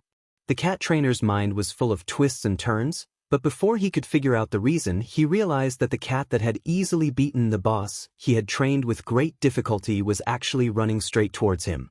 What the F***CK? The cat trainer didn't care about the cats in the forest anymore. He turned around and ran. His own cat in the forest was being beaten up, so it couldn't spare time to help him. Plus, he had trained cats for many years, so of course, he could tell which cats were easy to mess with and which weren't. Against this cat, it was better to run first. While Zheng Tan was chasing the cat trainer, Mao took the old lady and Jiao Ma to the small forest according to Black Rice's reaction. Depang heard the old lady call his name and bit the cat that was being pressed down by him again. Then, it ran out of the forest and jumped into the old lady's arms. The old lady's hands trembled as she asked Mao to use the flashlight to check on her cat's condition. Depang's mouth was still stuck with cat fur from an unknown cat. Anyway, judging from the color, it didn't belong to Depang. The light wasn't good, so the small injuries weren't easy to see, but she didn't see any major injuries. The old lady was relieved. Chapter 190. Zheng Tan actually heard the shouts of the Jiao Ma and the others, but he didn't stop. It wasn't easy to catch this cat trainer, and he couldn't let all his efforts go to waste. Although the cat trainer looked a little embarrassed and was surprised by Zheng Tan's sudden pursuit, Zheng Tan could tell from the cat trainer's escape route that this guy was fully prepared and had a good understanding of the layout of the surrounding area. He wasn't just running around with his head in a mess. This guy ran very fast and didn't look very strong. Zheng Tan didn't expect him to run so fast and react so quickly. Almost as soon as Zheng Tan rushed over, the guy turned around and slipped away, jumping over railings and some obstacles with ease. Zheng Tan chased after him, but he didn't let down his guard. The guy's running route wasn't the main road of the campus, and there were no cameras installed in these places. No wonder the people in the school security office didn't find any clues from the surveillance cameras. The cat trainer glanced back when he jumped over a fence. With the help of a nearby street lamp, he saw the black shadow that was chasing after him. He cursed in his heart. Although he wasn't caught, the cat kept chasing after him. In all his years of cat training, he had never seen a cat with such strong endurance. **CK. Fortunately, he was prepared. The cat trainer looked at a small forest in front of him and made a few strange sounds from his mouth. The sounds weren't loud and sounded like some kind of insect chirping. Zheng Tan could hear it clearly, and he had heard this sound in the forest before. It was just that at that time, the sounds of the cats were mixed together and Zheng Tan didn't pay special attention to it. Bush, bush, bush. 4 figures rushed out of the forest. This was the cat trainer's backup plan. To be on the safe side, in addition to the few cats that were fighting in the forest, he had brought 2 healthy cats and 2 cats that weren't seriously injured last time. They had stayed here to ambush, and now they had become the cat trainer's helpers for his escape. Zheng Tan wasn't afraid of the uninjured boss, let alone these cats. But now, Zheng Tan's main target was the cat trainer, so he didn't care about these cats for the time being. When the 4 figures rushed over from the front, Zheng Tan jumped over the cat in front and knocked away the second one that was blocking the way. As for the 2 behind, Zheng Tan had already left them behind. When the cat trainer looked behind him to see how the interception was going, he happened to see Zheng Tan forcefully knocking away the cat that was blocking the way. He almost spat out blood. Was this really a F***king cat and not a combat dog? Which cat would use such a violent method in such a situation? Originally, the cat trainer just hoped that his cat could delay Zheng Tan for a while so that he had a chance to get rid of the chase, but he didn't expect that it didn't have any effect at all. At the thought of this fierce cat, The cat trainer endured the discomfort and continued to run. However, this cat trainer wasn't familiar with the surroundings, and he didn't have the good night vision of a cat. When he was crossing a lawn, he tripped over a raised area. He didn't sprain his ankle, but after a few seconds, when he was ready to speed up again, a strong force suddenly hit him from behind. He fell directly to the ground, his chin hitting the ground. Although it was grass, it wasn't a good feeling, and his head was a little dizzy. The cat trainer shook his head, got up, and reached into his pants to take out the stun baton. Before he could find the target, he was kicked in the back and fell forward again. However, because he had changed direction when he got up to find the target, this time he fell and hit the landscape stone next to him. Hitting the stone wasn't like hitting the grass, not to mention hitting the landscape stone. His head, which was already a little dizzy, suddenly became more dizzy. Blood flowed from his forehead and nose, and the stun baton fell to the ground. Although his head was dizzy and his thoughts weren't very clear, with the instinct of a cat trainer, he still made some urgent insect-like sounds, calling his cat to come over and help. Zheng Tan kicked the stun baton that fell on the grass into the artificial lake not far away. He went up and clawed at the cat trainer, leaving a claw mark on his face. The cat trainer screamed and staggered to stand up. His head was dizzy, and he couldn't run as nimbly as before. He didn't even have time to think about why he was kicked down. It was only a cat chasing him. Did a cat have this kind of strength? This question would only be asked when his head was clear. Zheng Tan watched him stand up, jump up, and kick him again. He watched the man fall to the ground for the third time. Probably because he was tired and dizzy, the man didn't intend to stand up again. He pulled up the hood of his clothes to cover his head and curled up with his face facing the ground to prevent Zheng Tan from scratching his face. Zheng Tan looked at the guy in front of him who was pretending to be a turtle. He didn't immediately rush up. After seeing the stun baton, he suspected that this guy still had some equipment hidden on his body. To be safe, Zheng Tan didn't intend to fight in close combat. But if this guy thought that he couldn't do anything to him if he didn't get close, then he was very wrong. Zheng Tan looked around. Some time ago, the lawn areas in the school were paved with bricks. The roads in the lawn that the students walked on were all paved with square lawn bricks, and there were some broken and abandoned lawn bricks in the bushes next to them that hadn't been cleaned up. Zheng Tan walked over, picked up a piece, and threw it at the person who was pretending to be a turtle. There were no other people around, no cameras, and no one saw at night. Zheng Tan stood upright on his two hind legs, and then used his two front paws to hold the lawn bricks and throw them at the person. A cat came over and attacked Zheng Tan, but Zheng Tan whipped it to the side. Then Zheng Tan continued to hold the brick and throw it at the person. At first, the person was screaming in pain, but later he stopped screaming. He probably couldn't take it anymore. When he got up, he waved his hand, and a thin whip was swung around in a circle. Zhang Ziyan didn't know if this whip was used to train cats. The strength of the whip was good, and his movements looked very experienced. Unfortunately, Zheng Tan was outside the whip's attack range. Zheng Tan was now very glad that he didn't attack at close range. Otherwise, he would have most likely been hit by the whip. After the person swung the whip around a few times, he found that he didn't hit the target. Instead, he was a little unsteady. He planned to walk to the side of a tree to lean on, but suddenly he felt a pain on his face. He had just woken up a little, but now he felt confused again. After throwing the brick, Zheng Tan saw that the person fell to the ground again.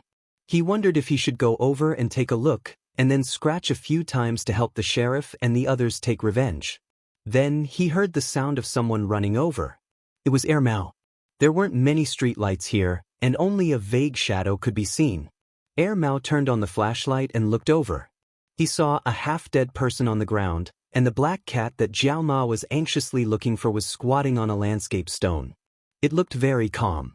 "Black Coal, hurry up and go back. Your cat mom is anxiously looking for you. Leave this to me," Mao said to Zheng Tan.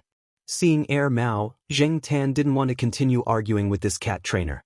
Before he left, he had stepped on the cat trainer's body. Jiao Ma, who had finally seen her cat, was finally relieved. But after the worry, she was angry. Jiao Ma was very angry, and the consequences were very serious. She asked Zheng Tan to take out the house key. Zheng Tan pretended not to know. After all, he had hidden the key well. As long as De Pang didn't betray him, Jiaoma wouldn't be able to find it. The noisy East Side compound returned to peace soon after the arrival of the police. Zheng Tan didn't know what happened to Ah Wu and his 3 cats, but from the news he heard from Mao the next day, Zheng Tan learned that the cat trainer had been personally taken away by Walnut. He had also taken away a few cats, including the boss, that had been beaten up by Zheng Tan. Ah Wu's cat had been taken away by himself. Walnut and Mao didn't plan to publicize the fact that they were cat trainers. Otherwise, not only the cats in the school, but also all the cats in Chuhua City would be hated by people, especially those who had their wallets stolen. It didn't matter if they had been stolen by a cat or not, they would all vent their anger on the cat. There would also be people who were hostile to cats who would pour all kinds of dirty water on the cat. Walnut and Mao didn't want people to think of a thief when they first saw a cat.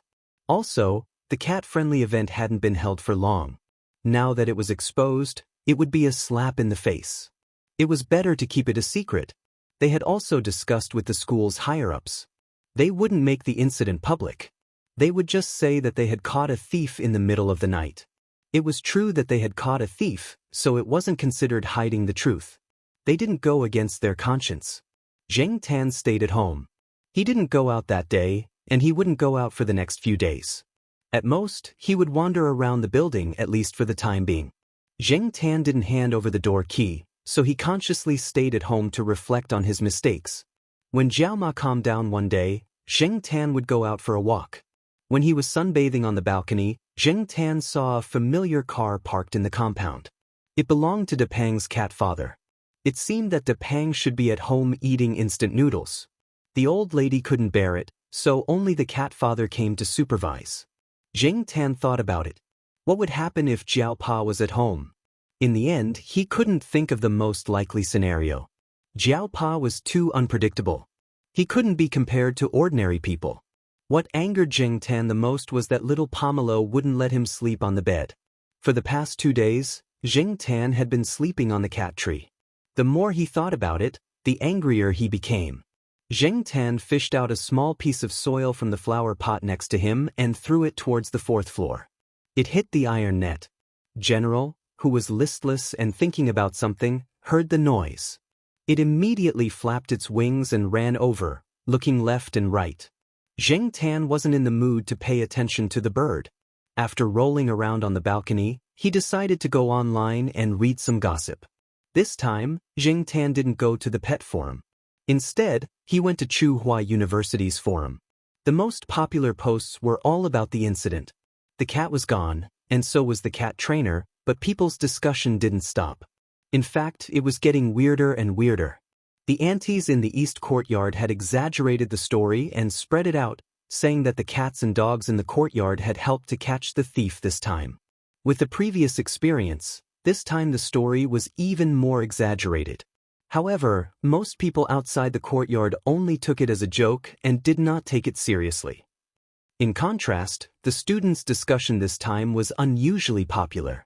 That night, the cats in the forest fought and ran in a wider area. When they got close to the student dormitory in a certain district, some students who didn't sleep at night heard the scary cat calls. These calls lasted for a long time, and it sounded like the temperature had dropped a few degrees.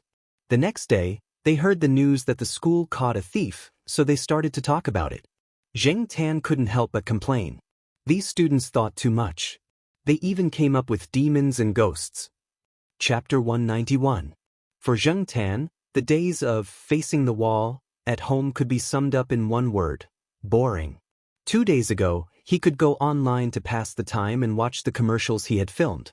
Other than that, he could only sleep at home. Celestine came once, but in order to avoid being scolded by Jiaoma, Celestine only went to Mao's place on the 3rd floor. Zheng Tan went to listen to them talk about the follow-up of the incident. The cat trainer was sentenced. Celestine didn't say the details, but Zheng Tan learned that the cat that had been beaten up by him was taken away by Ah Wu. It was said that the cat was very fierce and aggressive. Especially after it was beaten up by Zheng Tan, its temper became worse.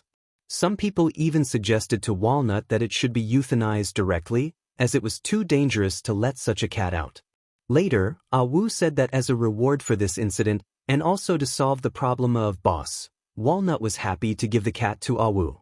When the news that Wu was not allowed to get close to Chuhua University was released by Walnut himself, in order to lure the snake out of its hole. Obviously, his goal was achieved.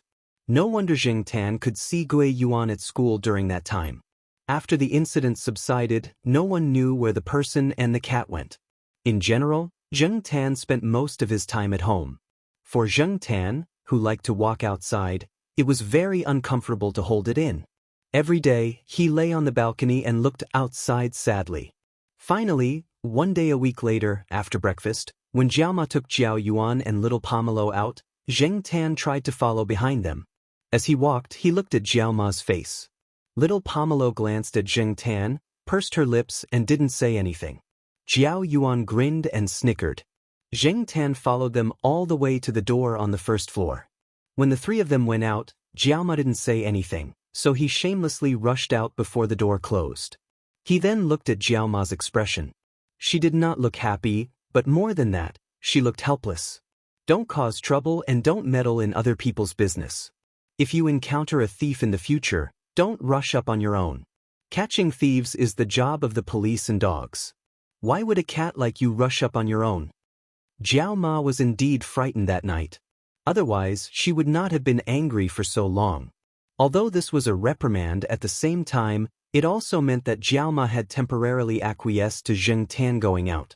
If it weren't for Jiao Ma watching, Zheng Tan would have jumped up and done a few somersaults in excitement. Somersaults were not difficult for cats. After sending little Pomelo to the affiliated primary school, Zheng Tan watched Mama Jiao and Jiao Yuan leave until they were out of sight. Then he ran to the lawn at the side, jumping up and down. For the past week, he felt like his whole body was going to rust. He had been holding it in for so long, but now that he was running, he felt much better. After flirting with a few gray magpies, Zheng Tan walked along the flower bed. When he arrived at the teacher activity center, he heard a familiar voice. Zheng Tan jumped onto a windowsill and looked inside. He saw the B*TCH bird standing on a towel rack, swaying its head and singing kunku opera with the retired teachers. No wonder this bird's accent was weird and it always sang opera. It was learning from these old men and women. Depang's grandmother was also inside. Depang was squatting next to her. General would occasionally run up to her and flirt with her, but he would be slapped away. Zheng Tan did not understand the opera and was not interested in it. He didn't go too far in the morning. He walked around the school and decided to go outside in the afternoon. Some people wanted to go further after being locked up for a long time. Zheng Tan belonged to this category. He chose the old street where Jiao Yuan's school was located. The furthest he walked along this road was around Uncle Lame's house. Today, Zheng Tan decided to go further. The pace of the city's construction was speeding up. After not seeing it for a while, Zheng Tan felt that there were some changes. When he arrived at Uncle Lame's old neighborhood, Zheng Tan thought for a moment. He jumped over the wall and came to the front of the building. Swish! At the familiar window, the window was pulled open.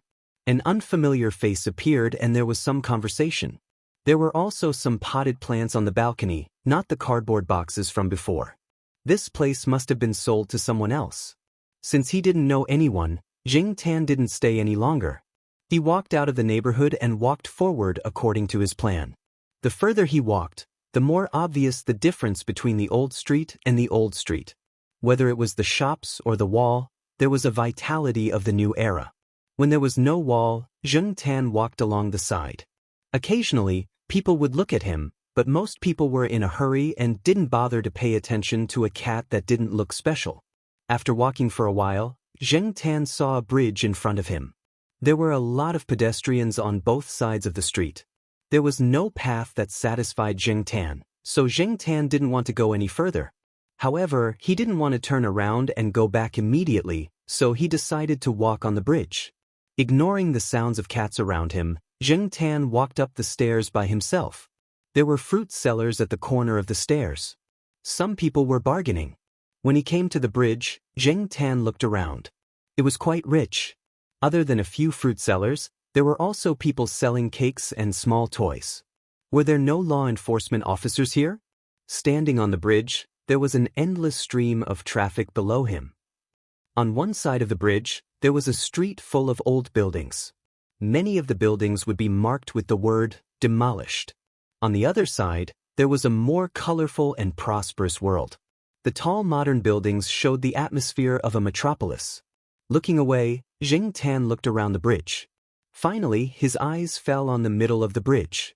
There was an old man with white hair, wearing old grayish-blue clothes, sitting on a simple folding stool. His back was leaning against the railing.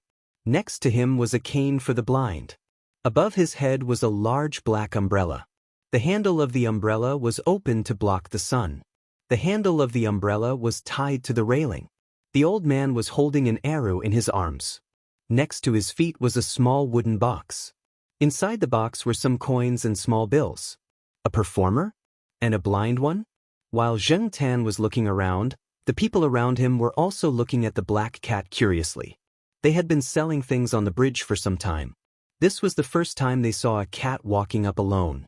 It didn't seem to be afraid of people at all. It was very calm and didn't pay attention to the teasing of passers-by. Originally, some people were just looking at the black cat curiously. Then they started to call out to the passers-by who wanted to buy things. However, when they saw the black cat walking towards the blind old man in the middle, some people couldn't help but stop shouting and pay attention to the old man. Zheng Tan was purely curious. He had heard some things from Air Mao and the others. For example, there were some popular scammers. Many people pretended to be blind and pitiful to gain sympathy from people. The money they earned in a day was not necessarily less than some office workers. However, this old man didn't beg for money from passers-by. Second, he didn't write on the ground or write on the cushion to make people sympathize with him. Zheng Tan felt that this person was a bit strange, but he couldn't tell what was strange. Was this person really blind? Zheng Tan walked closer and stopped half a meter away from the old man. He squatted and tilted his head to look at the man who was sitting there with his eyes closed as if he had fallen asleep. After waiting for 2 minutes, he found that the old man had no intention of opening his eyes. His eyes fell on the open wooden box at the old man's feet. Zheng Tan got up and walked over. He looked at the coins in the wooden box, then looked at the old man who was leaning against the railing with his eyes closed. Then he looked at the box again. Then he raised his paw and fished around. He bent his paw and hooked a coin up and put it down again. The coin fell and made a ding sound when it touched other coins. When Zheng Tan put the coin in the box, he paid attention to the old man. When the coin made a ding sound, he noticed that the old man's ears moved. Among the people that Zheng Tan had met, there weren't many who could move their ears. It was rare to see someone who could move their ears. Zheng Tan's bad taste after a week of holding back at home came back again. Anyway, as long as he didn't go too far, the people around him would only think that a cat was curious about the coins in the box but couldn't fish them out. They wouldn't think too much about it. He fished up another coin. Just as he was about to fish it out of the wooden box, he loosened his paw and made another ding sound. The old man's ears moved again. He fished it up again and loosened his paw. Ding! The old man's ears moved again. After repeating it a few times, Zheng Tan became impatient. Why didn't this old man open his eyes? Even if there was something wrong with his eyes and he couldn't open them, could he not speak? Or could it be that this old man couldn't see or speak? Even if he couldn't see or speak, at least he still had his hearing. Looking at the situation just now, this old man's hearing shouldn't be too bad. He didn't react at all when he heard that his money box was being moved. There wasn't even any change in his expression. He was way too calm. Thinking back to when he was performing outside with Third Master Fong, although it was embarrassing, Zheng Tan would definitely beat up anyone who touched the money box. But this old man? He squatted down and thought for a while, the tip of his tail wagging rhythmically. Then, Zheng Tan set his gaze on the half bottle of mineral water next to the folding stool. He walked over, raised his paw, and pushed. This was a bad habit that Zheng Tan had picked up after staying with the sheriff and Huang for a long time. After the half bottle of mineral water fell, it rolled away in the direction away from the old man. The old man could touch the bottle with his hand down, but now it was difficult for him to touch it. After all, he was blind. The people around who saw this scene all had the same thought in their hearts. This cat's character is really King bad. Zheng Tan didn't care about what others thought. Looking at the person who was still sitting there, he cursed in his heart. This person is just a block of wood, right? Other than moving his ears, what else can he do? Boring. After harassing for a long time, there was no response. Zheng Tan rolled back the half bottle of mineral water that had rolled away. Although he didn't make the bottle stand up, he still pushed it in the same place, where the old man could touch it with his hand down.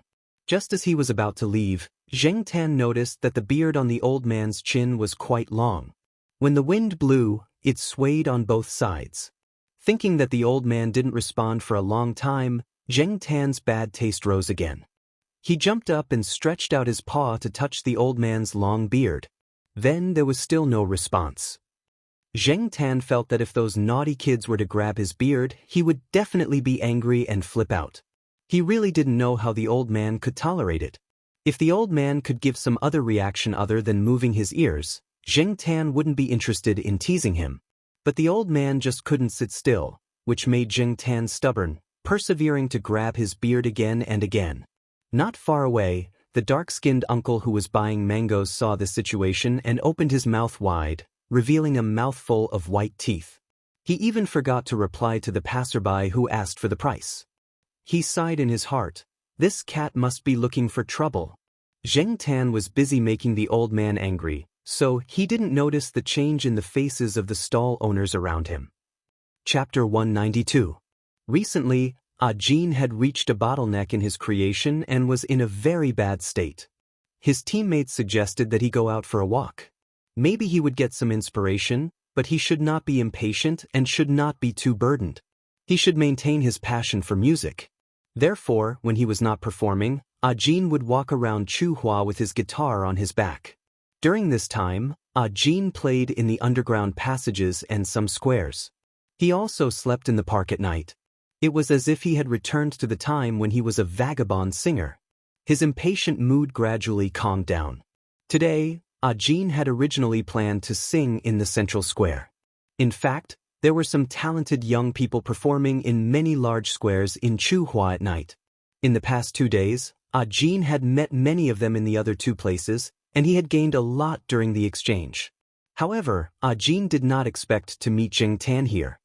Jin was grateful to Zheng Tan, and he also had some awe that he could not explain. Sometimes, Jin felt that it was incredible that a cat could have such a great impact on him and the band. If there was no black cat, where would he and his teammates go? He did not dare to imagine that he had almost given up at that time. Therefore, Jin and his teammates had always been grateful to this cat, which could be seen from their black cat team badges. Speaking of awe, perhaps this was the only famous cat that Jin had ever met. After all, this was a cat that even Yi Hao, the big boss of the night building, dared to show displeasure to him. Jin did not know where Zheng Tan lived. In fact, he did not even know Zheng Tan's background. He only knew that this cat was very familiar with several big shots, and that every time he went to the night building he would go with several big shots. Therefore, when he first saw Zheng Tan, Jin was not sure. However, after looking at him for a while, he matched the famous cat with the black cat in front of him. Perhaps, there was no other cat that dared to bully a blind old man in such a place in such an atmosphere. Black charcoal! Jin shouted. He was very happy to see Zheng Tan. This was their band's lucky star. Zheng Tan had just plucked a strand of the old man's beard when he saw the old man's face twitch. There was no other reaction. Zheng Tan was about to pluck 2 more strands to see how long the old man could endure when he suddenly heard someone calling his name. Idiot! Why did he call her by her name? Zheng Tan cursed in his heart. When doing bad things, the biggest taboo was to expose one's true identity. Originally, this was Zheng Tan's first time here, and no one knew who Zheng Tan was. Who would be able to find him if he took a stroll and left with his tail wagging?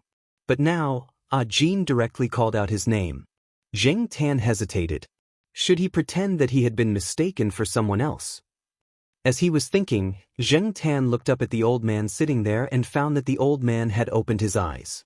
His eyeballs were turbid gray and white, and he was looking at where Zheng Tan was. Zheng Tan was so scared that he jumped back reflexively. It was not that Zheng Tan was timid, but it was too sudden. The old man had not opened his eyes for so long, but now he suddenly opened them. However, he was really blind. Not only did the old man open his eyes, but he also moved.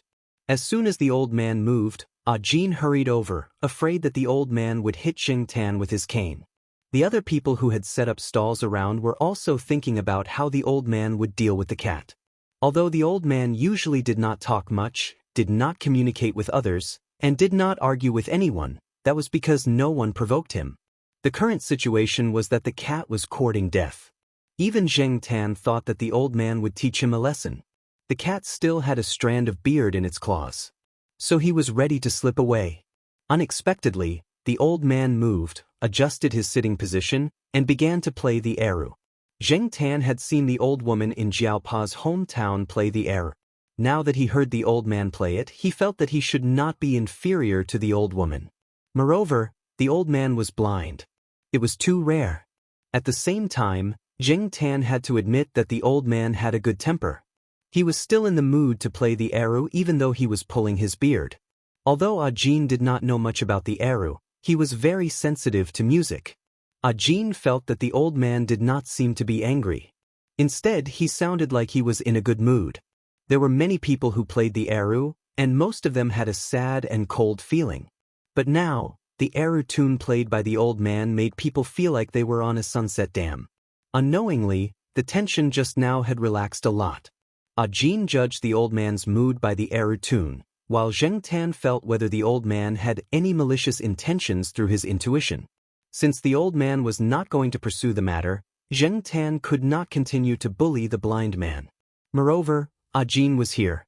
If he continued to cause trouble, more information would be inadvertently revealed by the idiot Jin. Since he did not intend to continue to bully the old man, Tan simply squatted beside him and listened to the old man play the eru. Jin was not going to leave immediately. He stood beside Tan and leaned against the railing, listening to the old man play the eru. Jin could see that the old man was an expert in playing the eru. He was no worse than the teachers in the music academy. Listening to him for a while could also be good for his own composition. Another point was that Jin had heard a lot of eru music, but he had never heard the song played by the old man. However, he was too embarrassed to interrupt and ask, so he stood quietly by the side and enjoyed it. The people who set up stalls around had long been used to the old man playing the eru. Seeing that there was no fun to watch, they began to busy themselves with their own stalls. For them, a cat was not as attractive as money. Speaking of money, Tan now understood why the old man had so much money in his wooden box. If one played the eru well, passers-by would be willing to listen to it and like it. In addition, they sympathized with the old man, so they would give some money. Although most of the money was small change, it was enough to earn a lot in a day. For an old man, it was more than enough for his living expenses, and there was still money left to enjoy other things. In fact, there were more people giving money today than usual, and part of it was because of Tan's cat. This was also the reason why some performers liked to take children or animals with them. When it was almost dark, Tan got up and was ready to go back to pick up little Pomelo.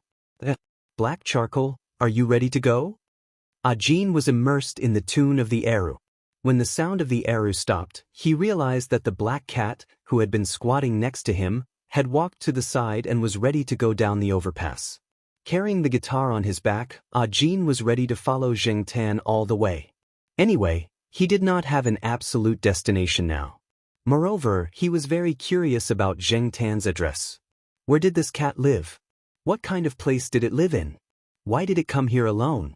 Tan knew that Jin was following him, but he did not pay attention to him. When passing by a stall selling food, Jin stopped Tan. Black Charcoal, I'll treat you to chicken fillet. Jin remembered that this cat seemed to have a wide range of food. This was also a way to express his gratitude. It was rare to see Tan alone.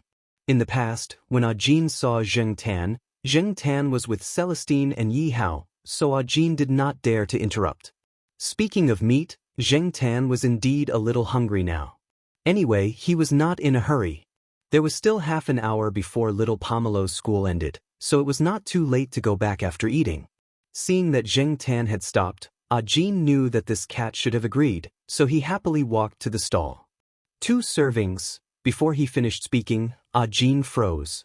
He dug in his pockets and patted his trouser pockets. After searching for a long time, he looked at Zheng Tan with a depressed face. Black charcoal, have you seen my wallet and phone? Zheng Tan. Idiot. You don't even know that your phone and wallet have been stolen. On the other side, on the overpass, after Zheng Tan and Jin left, the old man did not play the arrow anymore. He just sat there quietly with his eyes closed, returning to his previous state. It was not until the sun set that the old man folded the low stool and put it in the wooden box with money. The wooden box was not big, but it was just enough to accommodate the folded low stool. The old man untied the big black umbrella tied to the railing and tidied up everything unhurriedly. Every movement was not fast, but very smooth. The people around were not surprised. If someone repeated the same thing every day, day after day, he could also do this. For a blind person, there was no difference between day and night, but the old man was very regular every day. He appeared with the morning sun and disappeared with the evening sun. Moreover, his position on the overpass was always fixed. No vendor who came to set up a stall on the overpass would take his place. There would even be an empty space around him. When there were many vendors, even if other places were crowded, there would be an empty space around the old man.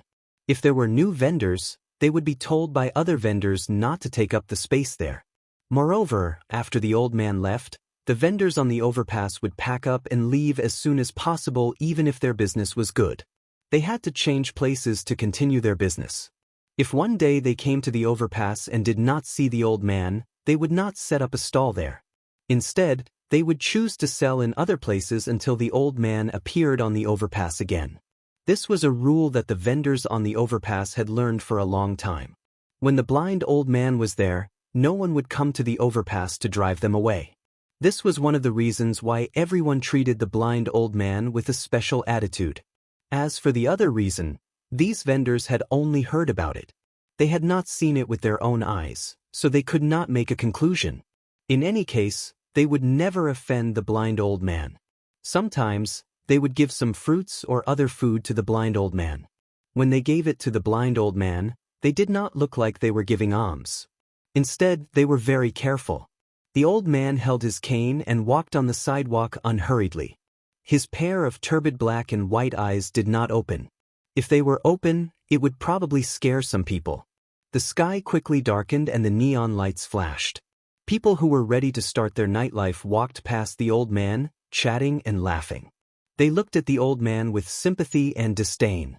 This was not directed at the old man, but at a blind person like the old man.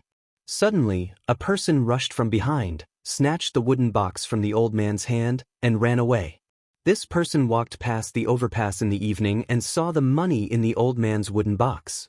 At the time, there were too many people, so he did not take action. He did not care because he had more fat prey. Now that he saw it, it would be a waste if he did not take it. After all, there were a few hundred yuan inside. When the people around the old man saw this, most of them did not want to meddle. Some hot-blooded youths wanted to intervene, but in the blink of an eye, the person who snatched the box disappeared into the crowd. They could only sympathize with the blind old man. Unlike the people around him, the old man's face was very calm. He did not show any anger or sadness because the box was snatched. He only paused when the box was snatched and then continued to walk forward, as if he did not hear the discussion around him. After walking for a while, he turned into a narrow and long alley with few lights. The noise of the city at night seemed to suddenly disappear. It was like a different world from the bustling street outside the alley. The old man still walked forward unhurriedly. Not far ahead, there was a person sitting next to him. After seeing the old man, that person immediately got up and rushed over, kneeling in front of the old man. This person was the one who snatched the old man's wooden box. At the moment, he looked very embarrassed. He was beaten black and blue, and there were probably other injuries on his body. After kneeling in front of the old man, he lifted the old man's wooden box with both hands. He was shaking like a sieve, and even his voice was trembling badly. Little newcomer. I don't know, the old man did not stop because of the person in front of him. His face was still calm, and he did not say a word. He reached out to take the box and continued to walk forward, leaving the person who was kneeling on the ground and had not finished speaking. Chapter 193. The next day, when Xianxia went to Jiao Wei's small restaurant for lunch, he saw Jin standing under a tree at the door. Yesterday, Jin had lost his mobile phone and wallet, but he didn't immediately contact his acquaintances. Later, Xianxia took him directly to Jiao Wei's restaurant. Jiao Wei's mother's enthusiastic attitude made Jin feel very embarrassed. He wanted to write a note or something, but Jiao Wei's mother said, "Black charcoal brought you here. Why do you still need to pay? This meal is on me." Now, Jiao Wei's mother was more or less certain about some things. She also heard something from Jiao Wei. Her attitude toward Xianxia was completely different from the attitude towards the cats in her hometown. After doing business for so many years, she had a bit of insight. Jin didn't seem to be a bad person. Besides, a meal for one person was only about 10 yuan. There was no need to be so calculative. It was also good to borrow good karma. After eating in the restaurant last night, Jin carried his guitar and went to the central square. In fact, if Xianxia hadn't brought him here, he would have gone to the square to sing first. When he had some money in the evening, he would have filled his stomach. At noon today, Jiao Wei's mother had just finished washing vegetables and was sitting at the door to rest. When school was over, there were more and more people. She had been busy until 1 o'clock, so she took the time to rest. She didn't expect to see Jin. Jin came to eat. This time he paid for it himself. He also used the money he earned last night to buy some fruits as a thank you gift. After spending the money, he didn't have much left. He planned to save it for the bus fare. If it was really difficult, he planned to take a taxi back to get some money. He had to be glad that he didn't bring his ID card or bank card when he came out. There was only 2,000 yuan in his wallet.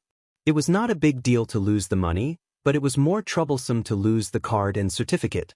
When Jin came over at noon, he met Mao, who came to the restaurant to get food. He had seen Mao twice and knew that this person was very familiar with Celestine. Now, Mao often went to the night building with Qin Tao and the others. Celestine had also told him about Jin's band. He also went to listen to a few performances and knew Jin. Even if he was not sure, looking at the cat necklace hanging around Jin's neck, he would know. Now that the weather was getting warmer, Mao did not sleep in. Every day at this time, he would come over to get dinner. He specially went to the supermarket to buy 2 insulated boxes. He handed over the empty lunchbox in his hand and took the lunchbox from Jiao Wei's mother. He put it aside and was not in a hurry to leave. He sat down and chatted with Jin for a while. Hearing that Jin had lost his wallet and mobile phone, Mao expressed his thoughts. There were indeed many thieves on the road now, especially around the school and the commercial street. Jin's situation was not uncommon. "Do you want me to lend you some?" Mao said casually. Jin carefully refused. The last time he saw Mao, this person was with a few playboys. He guessed that Mao was a playboy himself. If this type of person spoke inappropriately, it might cause disgust. "Oh." Mao did not care about being rejected. "I'm just saying. I didn't bring any money when I went out." Jin was speechless. "But," Mao stretched. "If you are familiar with that cat, you won't starve to death if you hold on to its leg."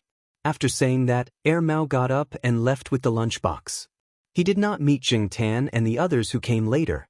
Although Mao's last sentence sounded like a joke and sounded ridiculous to others, Jin knew that it was the truth. Now that he saw the attitude of the owner and the landlady of the small restaurant toward Xianxia, Jin could not help but sigh in his heart. This person was not as good as a cat. Look at him, he was so respected. Yesterday, Xianxia left Jin alone in the restaurant and went to pick up little Pomelo. He did not expect to see Jin at noon when he came over. Jin said goodbye to Xianxia and left the restaurant. He did not disturb Xianxia and the others who were eating lunch. He was going to walk around Tsinghua University. He had never been to a university, so it was good to walk around this famous school. It was rare for him to come here. In the afternoon, when Xianxia was about to go out for a walk, he met Jin, who was strolling around the school. Jin also suggested that Xianxia show him around the campus. However, Zheng Tan decided to try the blind old man on the overpass again today, so he ignored Ah Jin's words. Seeing that Zheng Tan did not respond, Ah Jin thought that the cat did not understand his words. However, when he saw Zheng Tan walking out, he thought for a while and followed him. Therefore, the man and the cat went to the overpass again. After getting on the overpass, to Ah Jin's surprise, not far from the blind old man, next to the railing, were the wallet and mobile phone that he had lost yesterday. He asked a man who was selling mangoes with a basket and learned that the mobile phone and wallet were put there by the blind old man when he came over this morning. Ah Jin opened the wallet and looked at it. Not a penny was missing. The mobile phone was turned off. After it was turned on, all the functions were intact, and the address book was not cleared. Ah Jin was not the only one who was shocked. Zheng Tan was also shocked. Could this old man really be a big shot? He had learned some things from Celestine and Yi Hao when they were chatting. Without any means, it was impossible to find the lost things so easily. However, what made Zheng Tan puzzled was that didn't they say that big shots had bad tempers? Why wasn't this old man like that? He had pulled his beard yesterday, but he did not see any reaction from the old man. After that, no one came to find trouble with him. When Zheng Tan and Ah Jin came over, the old man was playing the air. The song was different from yesterday's. When Ah Jin listened to it, there was neither a sense of sadness nor the style of the song from yesterday's afternoon. Instead, it made people feel very calm and strange. At this time, the weather and environment should make people feel tired or irritated. Of course, for Zheng Tan, who did not know how to appreciate it, it was a different story. He still felt what he should feel. Ah Jin did not interrupt the old man. He was going to wait for the old man to finish playing the song before thanking him. He walked to the side and leaned against the railing to listen to the old man play the air. Ah Jin admired this blind old man. Although Ah Jin thought that he had honed some skills, it was obviously not enough. If he played and sang here by himself, he would inevitably be affected by the ear-piercing beeping of the cars coming and going under the overpass. Some impatient drivers would frequently honk or press the horn for a long time. Those who did not have such a mentality would probably be blocked by the horn after singing the first line while playing and singing. To put it simply, it was just a matter of mentality. However, it was not easy to do what the blind old man did. It was very difficult to maintain one's original state of mind and calm down. Of course, even if he could withstand the noisy horns under the overpass, Ah Jin would not play the guitar here. Although he did not quite understand why the surrounding peddlers treated the old man specially, he would not steal business here. This time, Ah Jin would not play here because of the old man's return of his wallet and mobile phone. Zheng Tan did not know how to appreciate music. He walked to the old man and looked up to observe the old man's expression. It was still the same as yesterday. His eyes were closed, and there was no emotion on his face. Therefore, the long beard that swayed with the breeze was relatively conspicuous. However, after all, he had some scruples. Zheng Tan decided to wait and see first. He did not pull out the beard for the time being. He squatted next to the wooden box that was already filled with some coins and change. Since he had nothing to do, he began to count how much the old man had earned today. While he was counting the money with his head down, a shadow suddenly shrouded him. Zheng Tan looked up at the person standing in front of him. To be exact, the person was standing in front of the old man. His expression was slightly exaggerated and arrogant. Beside him was a young woman who was wearing revealing clothes and had an eye-catching figure. Some of the surrounding people's eyes fell on the woman's towering chest and her pair of long white legs. "Good job," the man said. Then he took out his wallet and took out a brand new 100 yuan note from it and threw it casually. Zheng Tan looked at the money that fell on the ground. It was not half a meter away from the wooden box, but it was at least 40 centimeters, right? He looked up at the man in front of him again. The man did not seem to have any intention of picking up the money and putting it into the wooden box. Instead, he was waiting expectantly, probably to see who would come to pick up the money at this time. This kind of behavior was insulting. Some of the people who saw this scene planned to watch a good show. Although some of them could not stand it, they did not do anything. They did not want to offend this kind of person who was obviously not short of money. Ah Jin looked and wondered if he should come forward. Anyway, he had encountered this kind of shameful thing when he was a vagrant singer, so he was somewhat immune to it. However, when Ajin took a step forward, he saw the black cat squatting next to the wooden box walk over and pull back the brand new 100 yuan note that was about to be blown away by the wind. Then it put it into the wooden box with its two front paws. After putting it in, it stretched out its paws and pushed the coin on top of the note to prevent it from being blown away by the wind. During the whole process, in addition to paying attention to the development of the matter in front of him, Ajin also felt that there was a slight change in the song played by the blind old man. It changed from calm to austere, and then to gratification. However, when he listened to it again, Ajin felt that there was no difference from before. Could the same song have such a change? Ajin was doubtful. He did not know if it was an illusion. From the time the man in front of him threw the money to now, the old man did not stop playing the eru, as if he did not know all this. The man did not expect such a scene. He took out another 100 yuan note from his wallet and threw it on the ground. Zheng Tan continued to repeat the previous action. After putting the money into the wooden box, Zheng Tan looked at the man in front of him. If you dare to throw it, I will dare to pick it up. Anyway, I am just a cat now. I am not afraid of being embarrassed. Moreover, the old man's harvest today was not good. Although he did not count the money, Zheng Tan roughly estimated that there were about 80 yuan. The man in front of him threw 100 yuan. It would be a waste if he did not pick it up. Zheng Tan had seen a lot of people like him who were stupid but had a lot of money. Zheng Tan used to do such stupid things. Now that he thought about it, he could not bear to look back on the past. After the man threw 500 yuan bills, the woman next to him finally couldn't take it anymore. She tugged and whispered a few words in his ear. Only then did the man put his wallet back into his pocket with a face full of displeasure and hurriedly left. It was unknown who started to laugh, but the surrounding peddlers all started to laugh. Hey, it's good to have a cat. Zheng Tan ignored the discussion around him.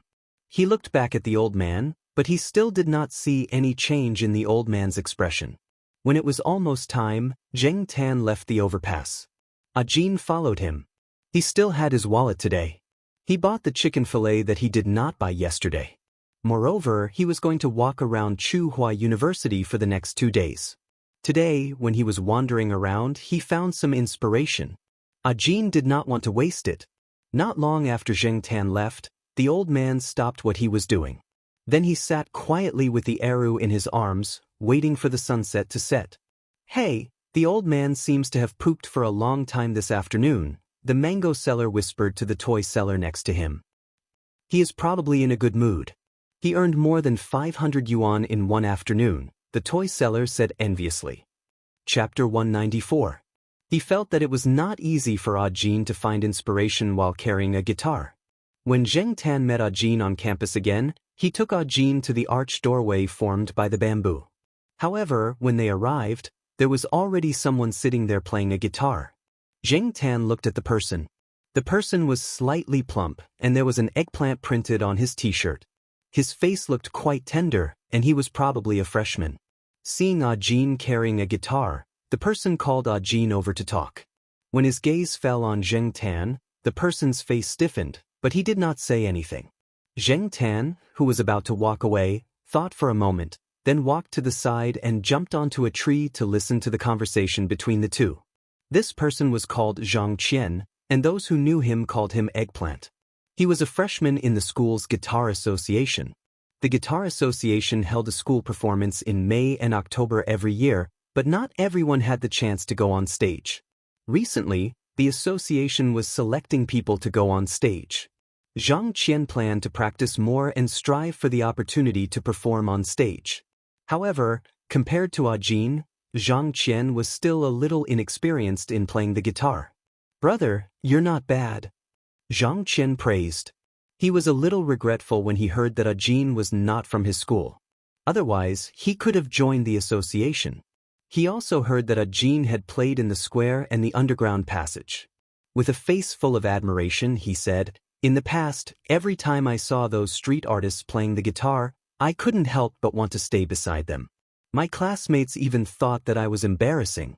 Speaking of which, most of those people played quite well, and the sound in the underground passage was especially good. After sighing with emotion, Zhang Qian talked about his guitar history. At first, I couldn't hold the strings, but after the callus, it was much better. The process was still a little painful, but men can't be afraid of pain. Be more ruthless to yourself. If you don't practice like this, you won't be able to play the guitar. Zhang Qian raised his hand to show off the callus he had painstakingly practiced. Zheng Tan glanced over. This little fatty was really easy to satisfy. After a while, Zhang Qian and Jin exchanged phone numbers and asked Jin to come to Tsinghua University next week when he was free. When the time came, he would take Jin to see the Guitar Association's performance. After taking Jin around the campus, Zheng Tan left him alone and went out to have fun.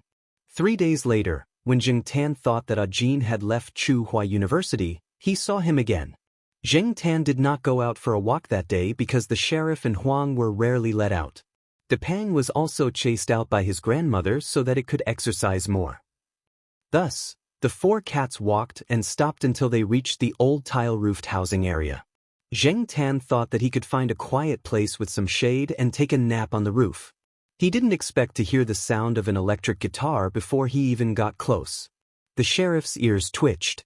He wanted to turn around and leave, but he saw that Zheng Tan was still walking in that direction. The other 2 didn't leave either, so he followed.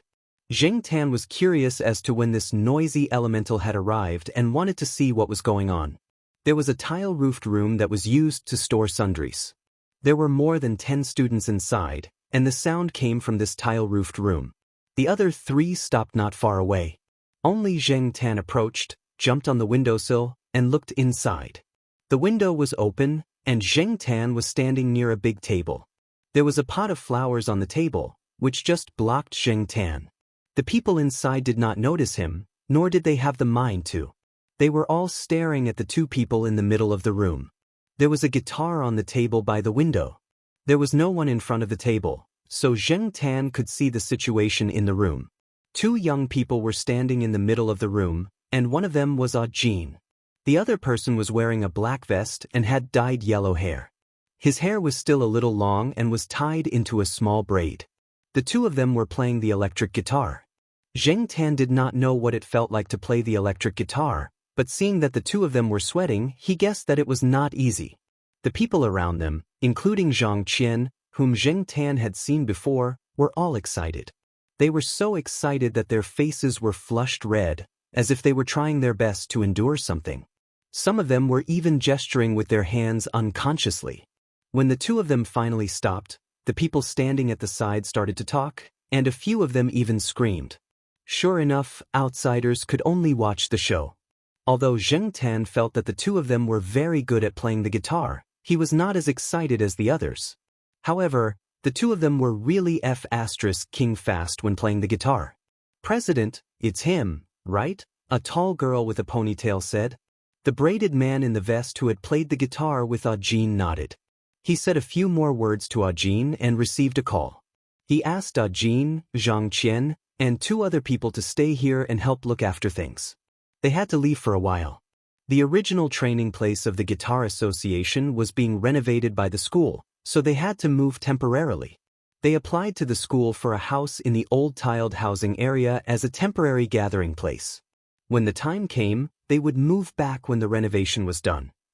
Listening to the 4 people who stayed in the room, Zheng Tan found out that it was about the performance of the Guitar Association next week. The opening song they had prepared was a double guitar canon. Unfortunately, the guitarist who had worked with the president of the association had injured his fingers and had to be replaced. However, the association could not find a satisfactory candidate, so they had to settle for the next best thing, which was to find external help. Zhang Qian contacted Jin. 7 external help from other schools' guitar association and Jin had been selected. After a while of playing the guitar, the decision-makers of the association had finally decided on Jin. Hearing that Jin had been chosen, Zhang Qian was very happy. In contrast, Jin was much calmer. He knew that this would be the result after listening to the others play. Those who could stay in the night building to perform were basically professionals, and their skills were not good. After being in the night building for so long, they were better than most people in the school. In fact, Jin did not immediately agree to come and try. After all, once he decided, he had to come often to train before the performance. In addition, there were several important performances in the night building, so time was very tight. After thinking for a long time, he decided to come. Now, he did not regret agreeing to come. After stepping into this complicated society and jumping into this big dye vat, it was difficult to stay out of it. Especially during these days of working in the night building, Ajin understood the difficulties. He had seen some of the filth behind the glamour of the circle, but after getting used to it, he found that pure passion was missing. And here, he found the purity that he had lost. The four people in the room were still talking about some things related to the guitar with great interest. Zheng Tan did not understand what they were talking about. Zheng Tan had not seen the part of playing the guitar that Zhang Qian had mentioned. Therefore, Zheng Tan was really not interested in the content of these people's conversation. Just as he was about to get down from the windowsill and find another place to sleep, Zheng Tan found that the sheriff and Huang had both come over. It was probably because there was no one playing the guitar now that they had the courage to come closer. They jumped on the windowsill and looked inside the room curiously. Depang looked at the three cats on the windowsill, yawned lazily, then slowly walked over and jumped on the windowsill. The four cats squatted side by side on the windowsill, and the people inside immediately noticed them. The one with the biggest reaction was Zhang Qian. When this guy saw the four cats, his first reaction was to immediately grab the cup on the table and put it into his arms. The three people, including Ajin, were very surprised by Zhang Qian's behavior. "Why are you reacting like this, eggplant?" one of them asked. Zhang Qian pouted at the four cats on the windowsill. The painful experience of military training. The two people said, "Oh." Seeing that Ajin was still confused, they told him the interesting story during the military training. During the military training, Zhang Qian's square formation was not far from Jiao Wei and the others. Zhang Qian was also one of the victims of the incident where the sheriff and Huang pushed the cup. Zhang Qian's favorite kettle was pushed down the stairs by Huang, and a large piece of paint fell off. Zhang Qian was so distressed that he lost 2 pounds. While the two people were talking, the sheriff, who had been locked up at home for so long, was full of energy and had even more cheap hands. He stepped on the big table from the windowsill and came to the guitar placed there. The three people in the room looked at Ajin. The guitar was Ajin's. He had played it when he came to this tile-roofed house. After that, he played the electric guitar, so he temporarily put the guitar here without putting it in a bag. He had 3 guitars, and this one was the cheapest among them.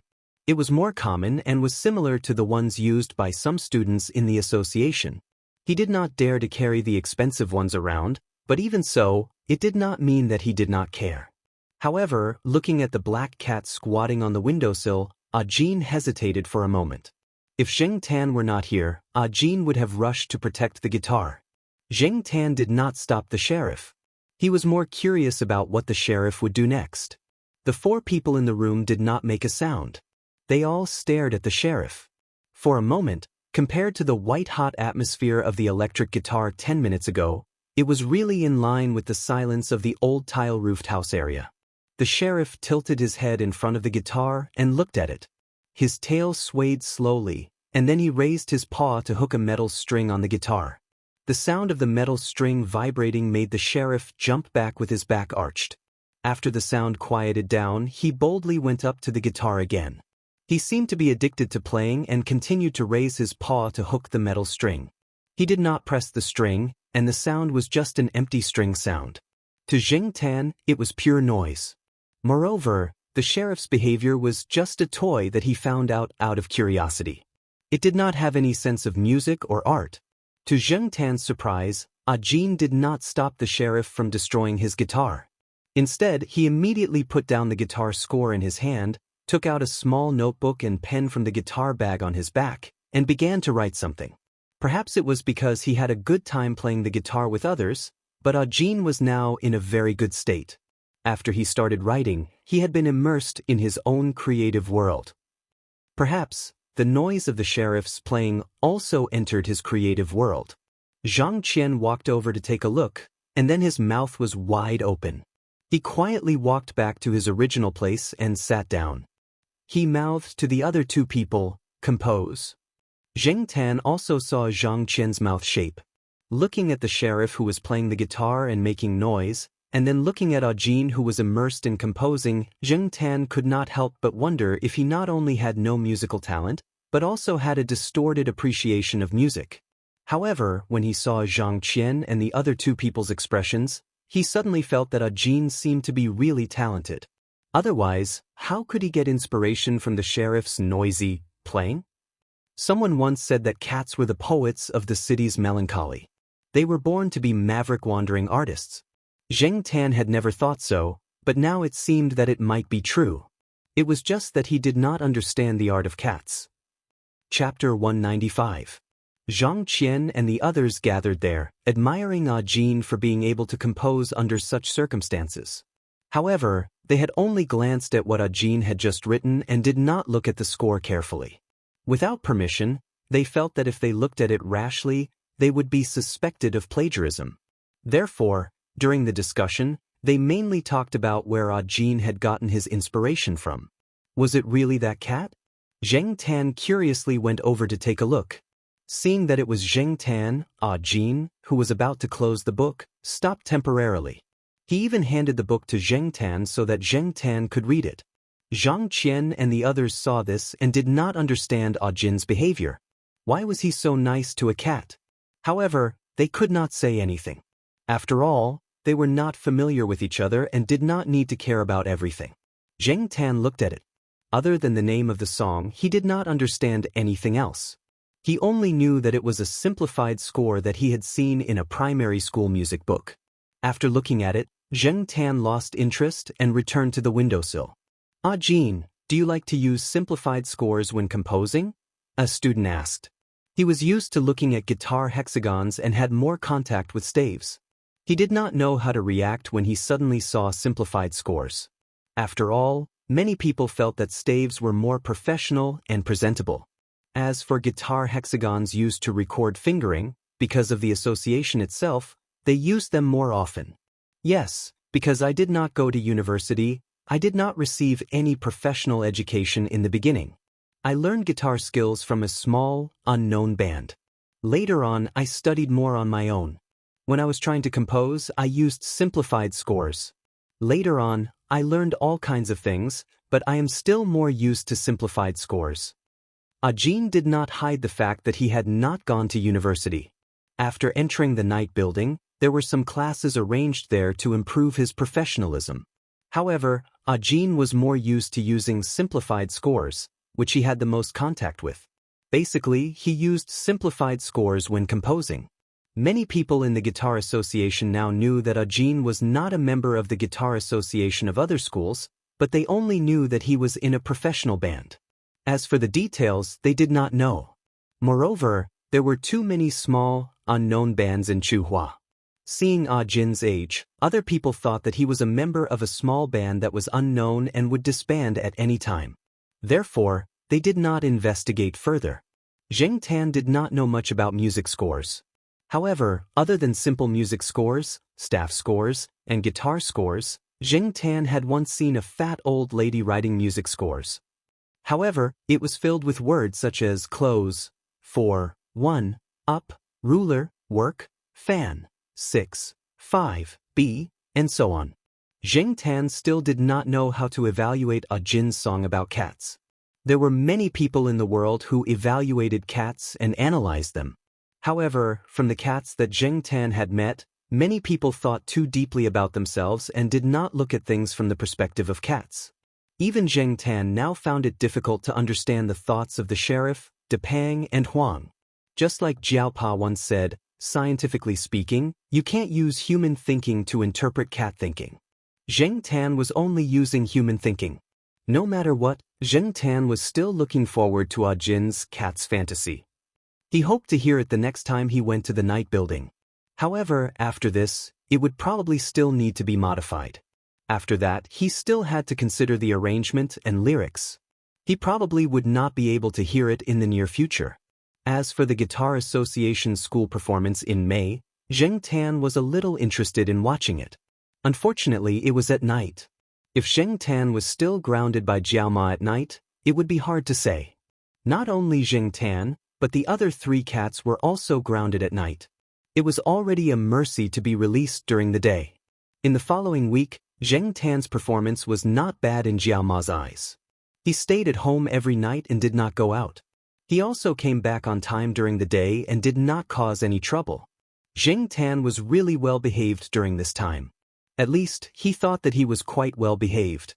After going to the construction site to see the progress, he went to the overpass to help the old man gain popularity. When Zheng Tan was there, the old man's wooden box would have more money. Sometimes, people were not as attractive as animals. Zheng Tan was mainly curious about the old man's identity. However, after staying for more than a week, she did not see any underlings. It was true that the surrounding peddlers were in awe of this old man. The day of the Guitar Association's performance was Friday. Zheng Tan left the overpass earlier than usual. He was going to the school's main sports field to take a look. Zheng Tan decided to go out that night. It was Jiao Yuan who suggested that they go to the Guitar Association's performance that night. Xiong, Suan, and the others discussed contacting the children in the courtyard to go to the performance that night. For boys, the guitar was more attractive.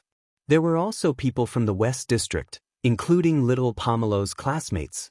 Zheng Tan was prepared to go out with them that night. That way, the chances of Jiao Ma agreeing to it would be higher. In fact, the Guitar Association's performance was not very attractive to Zheng Tan. After all, it was just a performance by amateur students. Zheng Tan had seen many professional performances at the night building.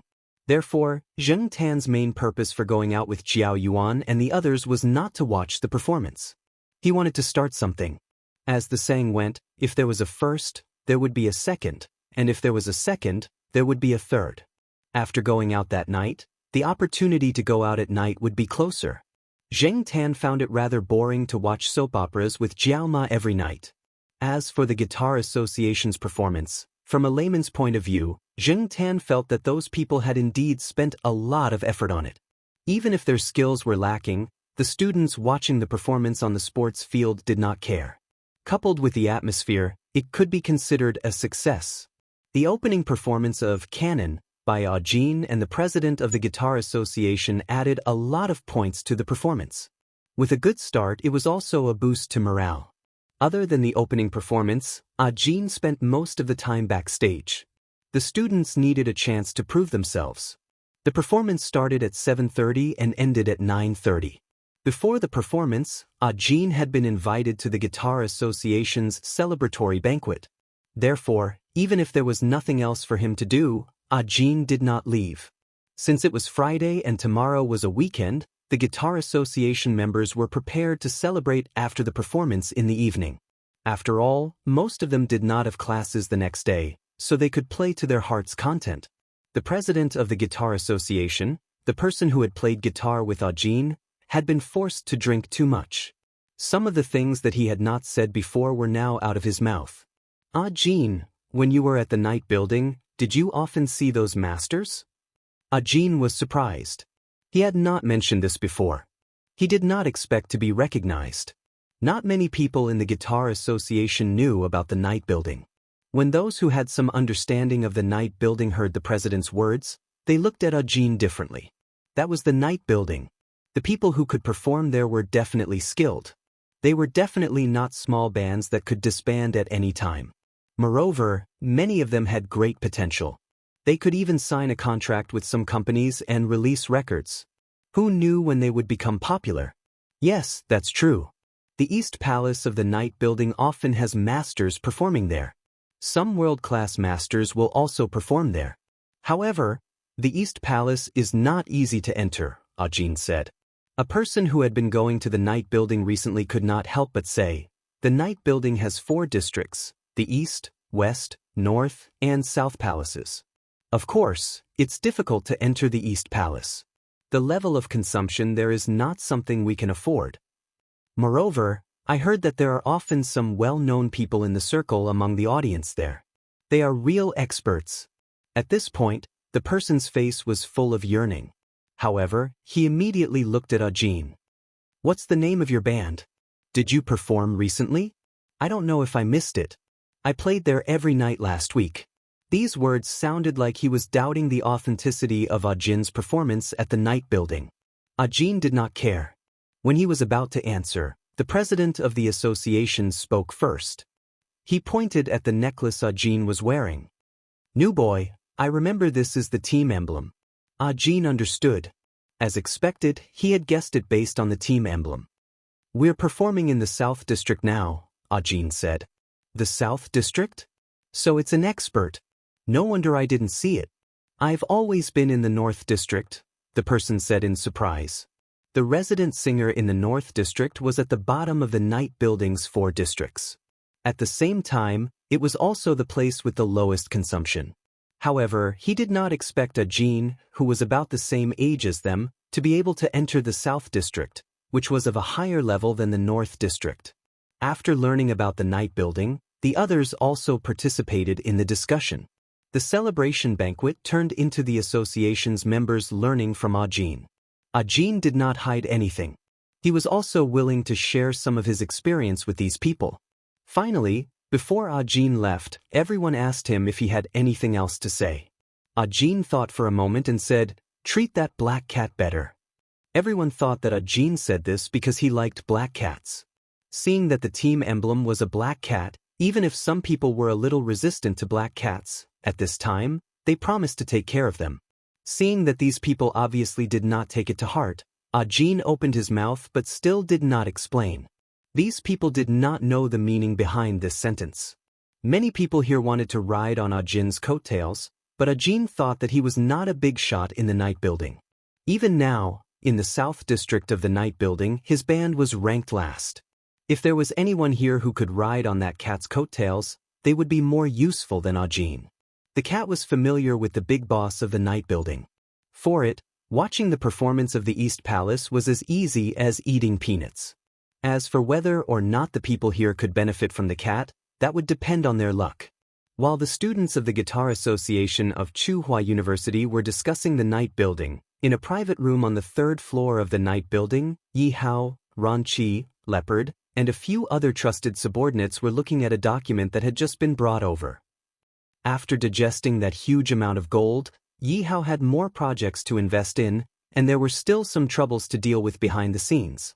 In the past, he had always avoided conflicts, but now it was inevitable that he would directly confront them. Whether they would cooperate or be enemies depended on that person's attitude. Therefore, Yi Hao finally decided to pay a visit to that person who was contemporaneous with Master Tang VII. This time, he did not want to rely on his relationship with Master Tang VII. He planned to face it himself. When Yi Hao opened the latest investigation document with a cup of coffee in his hand trembled and the coffee in the cup spilled on his suit. Leopard and Ran Qi next to him were puzzled. What could make Yi Hao, who was always calm and collected, show such a constipated expression on his face? Chapter 196. In the folder, there was a photo. The background of the photo was a bridge, and the subject was an old man sitting under a big black umbrella, holding an arrow. What made Yi Hao and the others uneasy was that in the photo, the black cat was squatting next to the wooden box and yawning with its mouth wide open, baring its fangs. The description under the photo showed that the cat was called Black Charcoal, and it was raised by an associate professor named Jiao from the Life Sciences Institute of Tsinghua University. In fact, even without the detailed description, Yi Hao and the others knew which cat it was. In this world, which cat called Black Charcoal could cause so much trouble? Ran Qi wanted to bang his head on the coffee table. He wanted to express his thoughts, but Leopard spoke first. "You can really see this guy everywhere you go." Yi Hao put down the folder in his hand and put the coffee cup on the coffee table. He raised his hand and rubbed between his eyebrows. After a long silence, he suddenly smiled helplessly and picked up his phone to make a call. "Hello, Celestine, do me a favor. When will you bring the black cat out to meet?" "What? Grounded?" Yi Hao listened to Celestine and frowned. F***ck. If he had known, he would have sent someone to find out who the cat trainer was and deal with it secretly, so that he wouldn't have caused so much trouble at Tsinghua University. If the black cat was grounded, when would it be able to come out to talk? After knowing the reason why Yi Hao wanted to find the cat, Celestine decided to go to Tsinghua University to try. The cat trainer incident had happened a long time ago, and the people in the school compound didn't know much about it. They wouldn't keep the cat at home forever, right? So, on a nice Saturday, Celestine showed up at the Jiao family and smiled harmlessly at Jiao Ma, who didn't look too good. Although Jiao Ma wasn't too happy about it, she still agreed to let Celestine take Xianxia out to play when she saw the look of anticipation in his eyes. Sigh, it was not easy to be cooped up at home for a period of time, but the moment he went out, he became wild again. Wei Ling heaved a sigh of relief when he heard Mama Jiao's agreement. If the owner didn't agree, that cat would definitely not go to the night tower. If she agreed, it would save him a lot of trouble. That night, in Yi Hao's villa, Yi Hao and Leopard had been waiting there for a long time. Even Ran Qi was rarely there. He was reluctant to see the cat, but he was curious as to how the cat knew that person. It was said that a bear has the heart of a leopard, and it seemed that this cat's courage was not small either. On the way, Zheng Tan had heard Celestine mention a little about the reason why Yi Hao was looking for him this time.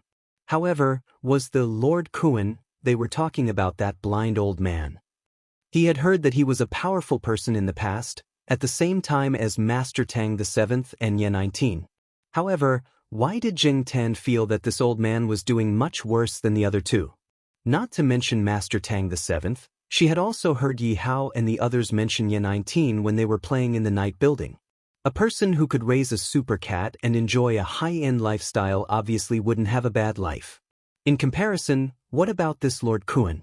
He was dressed like a poor person, looked old, and was blind. Even if he was a person who could kill gods and Buddhas in the past, now he could only play the Eru on the bridge. Or perhaps, the truth was not as it seemed on the surface? Without the experience of Ajin finding his wallet and phone, Zheng Tan wouldn't have thought that the old man would be so powerful. Now that he saw the reaction of Celestine and the others, the old man was still not simple. Sure enough, the thoughts of big shots were always unpredictable. Take Fang Xiaokong for example. He was obviously a super rich person, but he still went to the streets to sell his art. Each of them was like a cat, full of strange thoughts. When they arrived at Yi Hao's villa, Zheng Tan jumped directly onto an empty sofa and found a comfortable position to lie down, waiting for Yi Hao's next words. In any case, Yi Hao had a request, so Zheng Tan wasn't in a hurry. Seeing the cat in front of him find a place to lie down without any reservation, Yi Hao glanced at it and didn't say anything. This cat was getting bolder and bolder. It was even more casual than when the Monseigneur was here. Yi Hao handed the folder in his hand to Celestine. Some of the confidential information had been taken out and shown to Celestine the recent results of Lord Kuan's investigation. The hall was very quiet. Only the sound of Celestine flipping through the materials and Yi Hao drinking coffee could be heard. Yi Hao had been so busy that he got tired easily. During this period of time, he was used to drinking coffee to refresh himself. The health doctor didn't recommend drinking it for a long time, but Yi Hao had no choice. He had to get through this period of time, especially this time. It was good to be able to have a good talk with Lord Kuan, but this man was famous for being difficult to talk to back then. He didn't know what would happen after he became like this. It seemed like there was a big change, but no one could say for sure.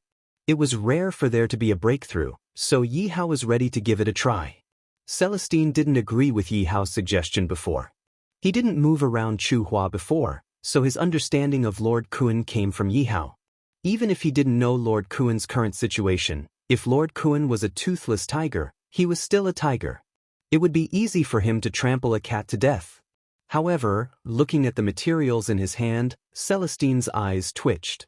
He finally understood why Yi Hao had this idea. You even pulled Lord Kuan's beard. Celestine looked at Zheng Tan, who was sitting on the sofa, in disbelief. Yi Hao supported his forehead with one hand.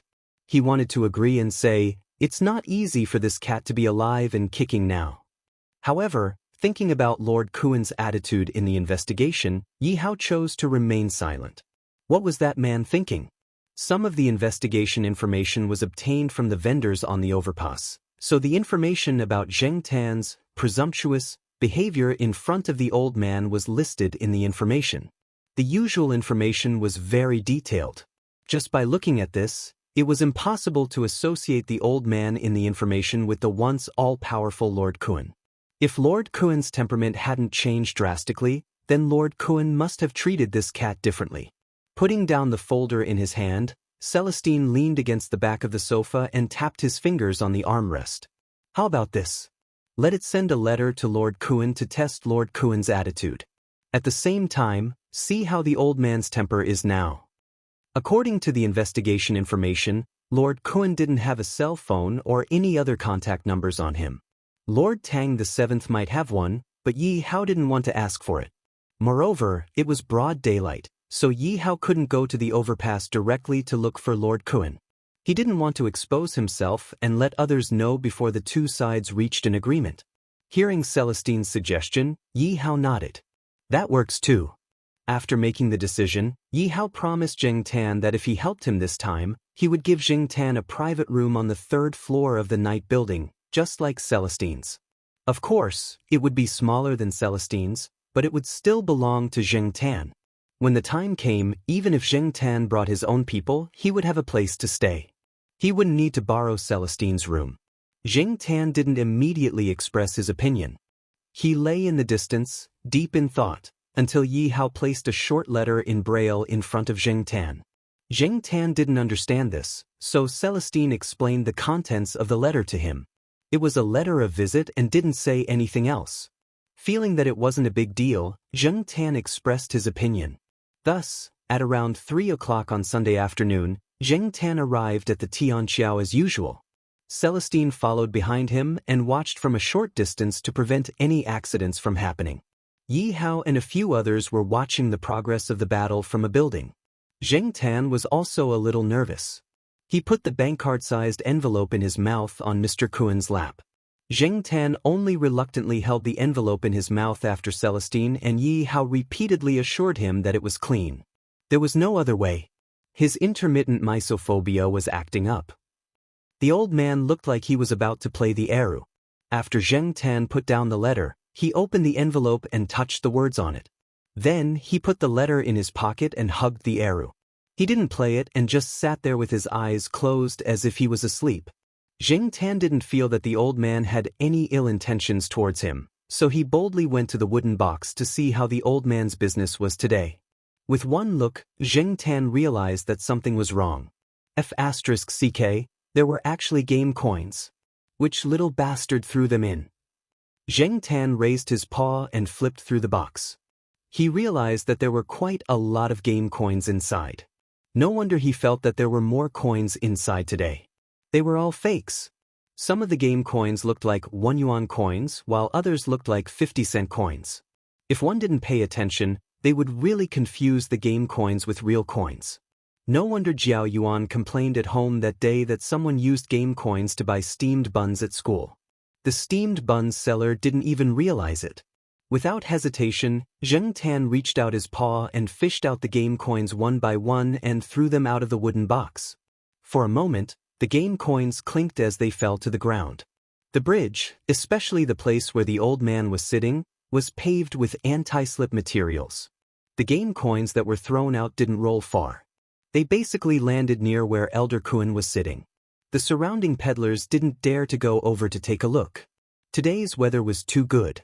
At this moment, the sun was shining brightly. Many people came and went in a hurry with umbrellas and sun hats. They didn't pay attention to other details and just thought that the cat was playing. Cats, after all, were all so annoying. Even if someone noticed the game coins on the ground, they would just smile and walk away. Therefore, for a moment, no one pointed out the actual situation. When the old man, who was leaning against the railing, heard the sound of the game coins falling to the ground, his ears twitched. The stiffness on his face relaxed slightly, but it was hard for others to notice. Zheng Tan, on the other hand, was happily fishing out the game coins. He rummaged through the wooden box loudly. Celestine, who was standing not far away, and Yi Hao, who was nervously watching from a building, didn't see that the game coins were very similar to coins. They didn't even think about it. When they saw Zheng Tan's behavior, they almost vomited blood. "Boss, is that cat looking for trouble again?" Leopard stood behind Yi Hao and said with a wooden face. What if the old man was in a bad mood and wanted to accept a visit, but changed his mind at the last minute and rejected it? Leopard felt a headache just thinking about it. Yi Hao's face twisted. He was now regretting it. Should he not have asked the cat to do this? Not only did he not get any benefits, but he also made him hate him? Celestine squatted at the corner of the bridge and scratched his head in distress. He looked at the cat, who was happily fishing for the coins, and felt a stomachache. There must be something wrong with the breakfast he had this morning. Young man, do you want some sponge cake? The auntie selling sponge cake looked at Celestine with a smile. The golden tooth in her mouth shone brightly under the sunlight. Celestine. His stomach hurt even more.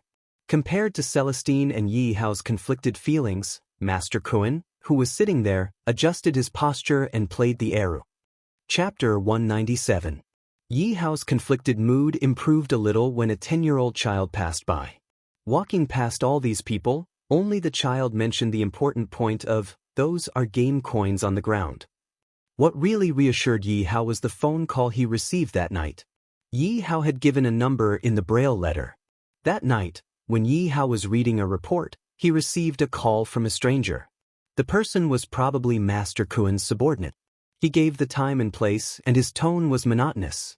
Yi Hao couldn't tell what the other party's attitude was. However, to be able to get a reply and agree to visit was a good sign. The two parties agreed to meet in the afternoon 2 days later. Yi Hao cleared the time on that day and didn't go out. He discussed the meeting with a few of his confidants in the afternoon. They didn't dare to go over unprepared. What if they couldn't come back? The other party wasn't someone to be trifled with. On the second day of delivering the letter, Zheng Tan did the same as before. He strolled around the campus in the morning and ran over to the bridge in the afternoon. He was still very curious about the old man that even Yi Hao was afraid of. The reason Zheng Tan still had the guts to come over after knowing the old man's identity was mainly because Master Kuan didn't show any ill intentions. Sometimes, Zheng Tan couldn't help but wonder if his presence was too weak. Or maybe the other party just didn't want to be serious with him and let him do whatever he wanted. He had heard people say that when the forest was big, there would be all kinds of birds. When the girl was beautiful, there would be all kinds of suitors. When the power was big, there would be all kinds of people around you. Therefore, one of the characteristics of a big shot was that he could accommodate all kinds of people. It was hard to guess the thoughts of a big shot. After half a day, the atmosphere between the old man and the cat was still the same as before. No one threw any game coins at him. Zheng Tan lay on the side and slept for the entire afternoon. As the sun set, Zheng Tan left the bridge and returned to Tsinghua University. The old man sitting on the bridge packed up his things as usual. He carried the shabby-looking wooden box and the blind guide cane and left. Walking along the street, they passed by familiar shops. Some of the shop assistants there remembered the old man. Every day at this time, they would see the blind old man pass by. In the night, the old man walked on the sidewalk. A black car slowly drove over and approached the sidewalk. This way, the distance between the black car and the old man was only about 1 meter. The black sedan drove very slowly. Even if it overtook the old man, it would stop in front of him for a while and wait for the old man to get on before driving off. The window of the back seat was lowered, and the people inside looked at the blind old man walking on the sidewalk. They were silent, as if they were thinking about what to say. The person sitting in the back seat was also an old man. However, compared to Lord Kuan, this person looked like someone who lived a rich life. In the eyes of the bystanders, these two old men were people who lived in completely different social classes and were completely unrelated. When the old man in the car looked out of the window, there was a cat lying beside him that was obviously bigger than a normal cat. However, this cat was very well behaved. Although it looked out of the window curiously, it had no intention of jumping out, nor did it meow. This continued for 10 minutes before the old man in the car finally said, "It's time to get off work, old Huang." His tone was full of sarcasm and mockery. Lord Kuan's surname was Huang. Back then, people called him the local tyrant because of his surname. Hearing the old man in the car, Lord Kuan's expression did not change at all. It was as if he already knew that this person would say that. He did not reply and continued walking at his original speed. This was not the first time these two old men had such a conversation. The old man in the car retracted his gaze from the window. The driver sped up and quickly left Lord Kuan behind. I really don't know why he made himself like this. Wouldn't it be better if he just enjoyed his life? He doesn't know how to use the resources he has. The old man in the car sneered. Just like what Tang Chi said, there were not many people left from that era. Those who stayed in Chuhua City were only a few old men. The few old men had never stopped quarreling with each other. However, no one purposely came to find trouble with Huang Kuan. At most, they would say a few words or have some small fights to pass the time. They would not do anything serious here. Even Tang Chi was no exception. When Tang Chi retired behind the scenes, he had instructed Yi how to treat this Lord Kuan well. Master 19, not everyone can enjoy life as much as you do, the driver in front said. Nye 19 liked people to praise him for enjoying life. His style was indeed like that. Therefore, in many people's eyes, Nye 19 was always dignified and glamorous. Many people envied him because he was old but still had young women by his side. Old but vigorous. This was a phrase that people often used when talking about Nye 19. However, when Nye 19 thought about Huang Kuan's attitude of ignoring him, he became angry. That old fart was so arrogant. The driver looked at Nye 19 in the back seat through the rearview mirror and continued, Lord 19, I saw Lord Kuan today. He looks old and clumsy. Is there a problem with his health? Nye 19 smiled sarcastically. That guy's life is tough. When the fight was at its peak, everyone thought that this guy was dead for sure. Anyone could be lucky, but this guy definitely wouldn't be let go. But he's alive and well now. The driver heard Nye 19's tone. It didn't seem like he was angry at him. Based on his understanding of this boss, he should be thinking the same thing as him. He was just saying that. Therefore, the driver continued, although he's alive, he's been blind for so many years. I remember that he's about the same age as you, right? But looking at him today, he doesn't have the arrogance of the Lord Kuan. And isn't the one in charge of that area now Lord Kuan's godson? Speaking of which, Lord Kuan is just a retired emperor with no real power. In the driver's opinion, in this circle, even blood-related people could kill, let alone people who weren't related by blood. That was even more unreliable. No real power? Nye 19 snorted and didn't explain. However, the driver felt a chill run down his spine. He knew that his boss was really angry this time. He quickly shut up and didn't say anything else. After a while, Nye 19 teased the cat lying next to him. He put his finger into the cat's mouth. The cat hugged Nye 19's finger and bit it. The cat's teeth, which had been bitten by dogs, gently scraped Nye 19's finger. However, it didn't bite down. It didn't dare. This cat is very obedient. Even if I put my finger in its mouth, it wouldn't dare to bite. Although Nye 19's words sounded calm, the driver felt his scalp tingle. He didn't dare to say a word. Perhaps, if Lord Kuan had died back then, his boss would be more relaxed now? Lord Kuan's existence was a thorn in his boss's throat. Yet he couldn't pull it out. He didn't dare to pull it out. Jing Tan didn't know about the meeting between Yi Hao and Lord Kuan. Celestine and Yi Hao didn't mention it to him. Jing Tan didn't want to get involved either. Anyway, those people were all people who did great things. It was better for his cat to think about how to pass the time.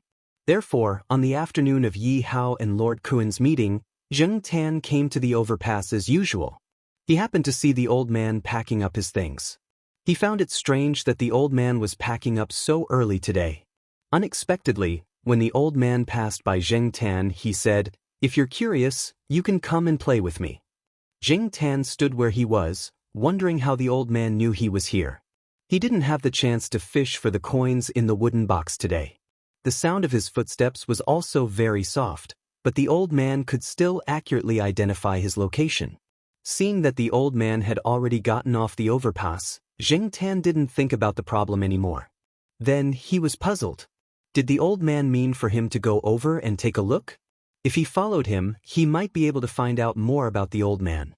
It was rare for an important person to make a tactful invitation. At least, in Jing Tan's eyes, it was an invitation. He quickly followed him.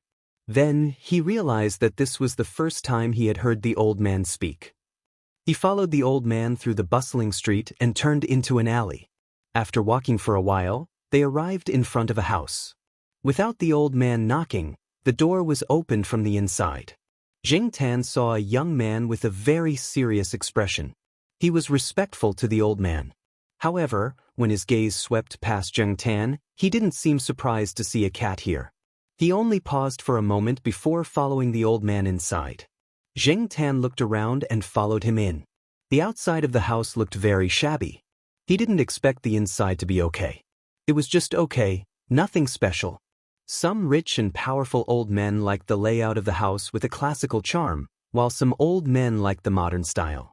However, Jing Tan didn't know which style it belonged to. Overall, the layout was very simple. Obviously, the owner didn't care about the materials that were used to keep up appearances. Thinking that the old man was blind, Jing Tan felt relieved. Moreover, if he only looked at the back, Jing Tan couldn't tell that the old man was blind at all. No one helped him, and the old man didn't stumble. His steps were still calm, and when he walked, he accurately placed the wooden box, the big black umbrella, and other things in the right place. He didn't let anyone help him at all. Further inside, there was a small living room. Yi Hao, Ran Qi, and the others were inside. Seeing Master Kun come in, Yi Hao quickly got up. As soon as he opened his mouth, he was choked by the black cat behind Master Kun. Not only Yi Hao, but Ran Qi and Leopard also felt like a herd of alpacas were running over. Ran Qi looked at Leopard and said with his eyes, "Boss didn't inform this cat, did he?" Leopard, "Definitely not. Today's plan was indeed very good. They had considered many ways to deal with different situations. They even analyzed various psychological tactics in depth. However, no one had considered this cat. In Ran Qi's opinion, cats were always an uncertain factor, let alone this cat. Who knew what would happen with this cat present? What did Master Kun mean by this?" Jing Tan looked at the expressions of Yi Hao and the others. He pulled his ears and walked to the side. "Dislike my ass. Do you think I care?" They chatted among themselves. Jing Tan didn't want to join them. He planned to find a place to lie down. He was a little tired from walking all the way here. When he came, Jing Tan thought of many possibilities. However, when he really came, he didn't feel the pressure he expected. He also didn't feel any malice or danger around him. Although he couldn't let his guard down, at least he was mentally more relaxed. Jing Tan saw a wooden table by the window. It was more than 3 meters away from them.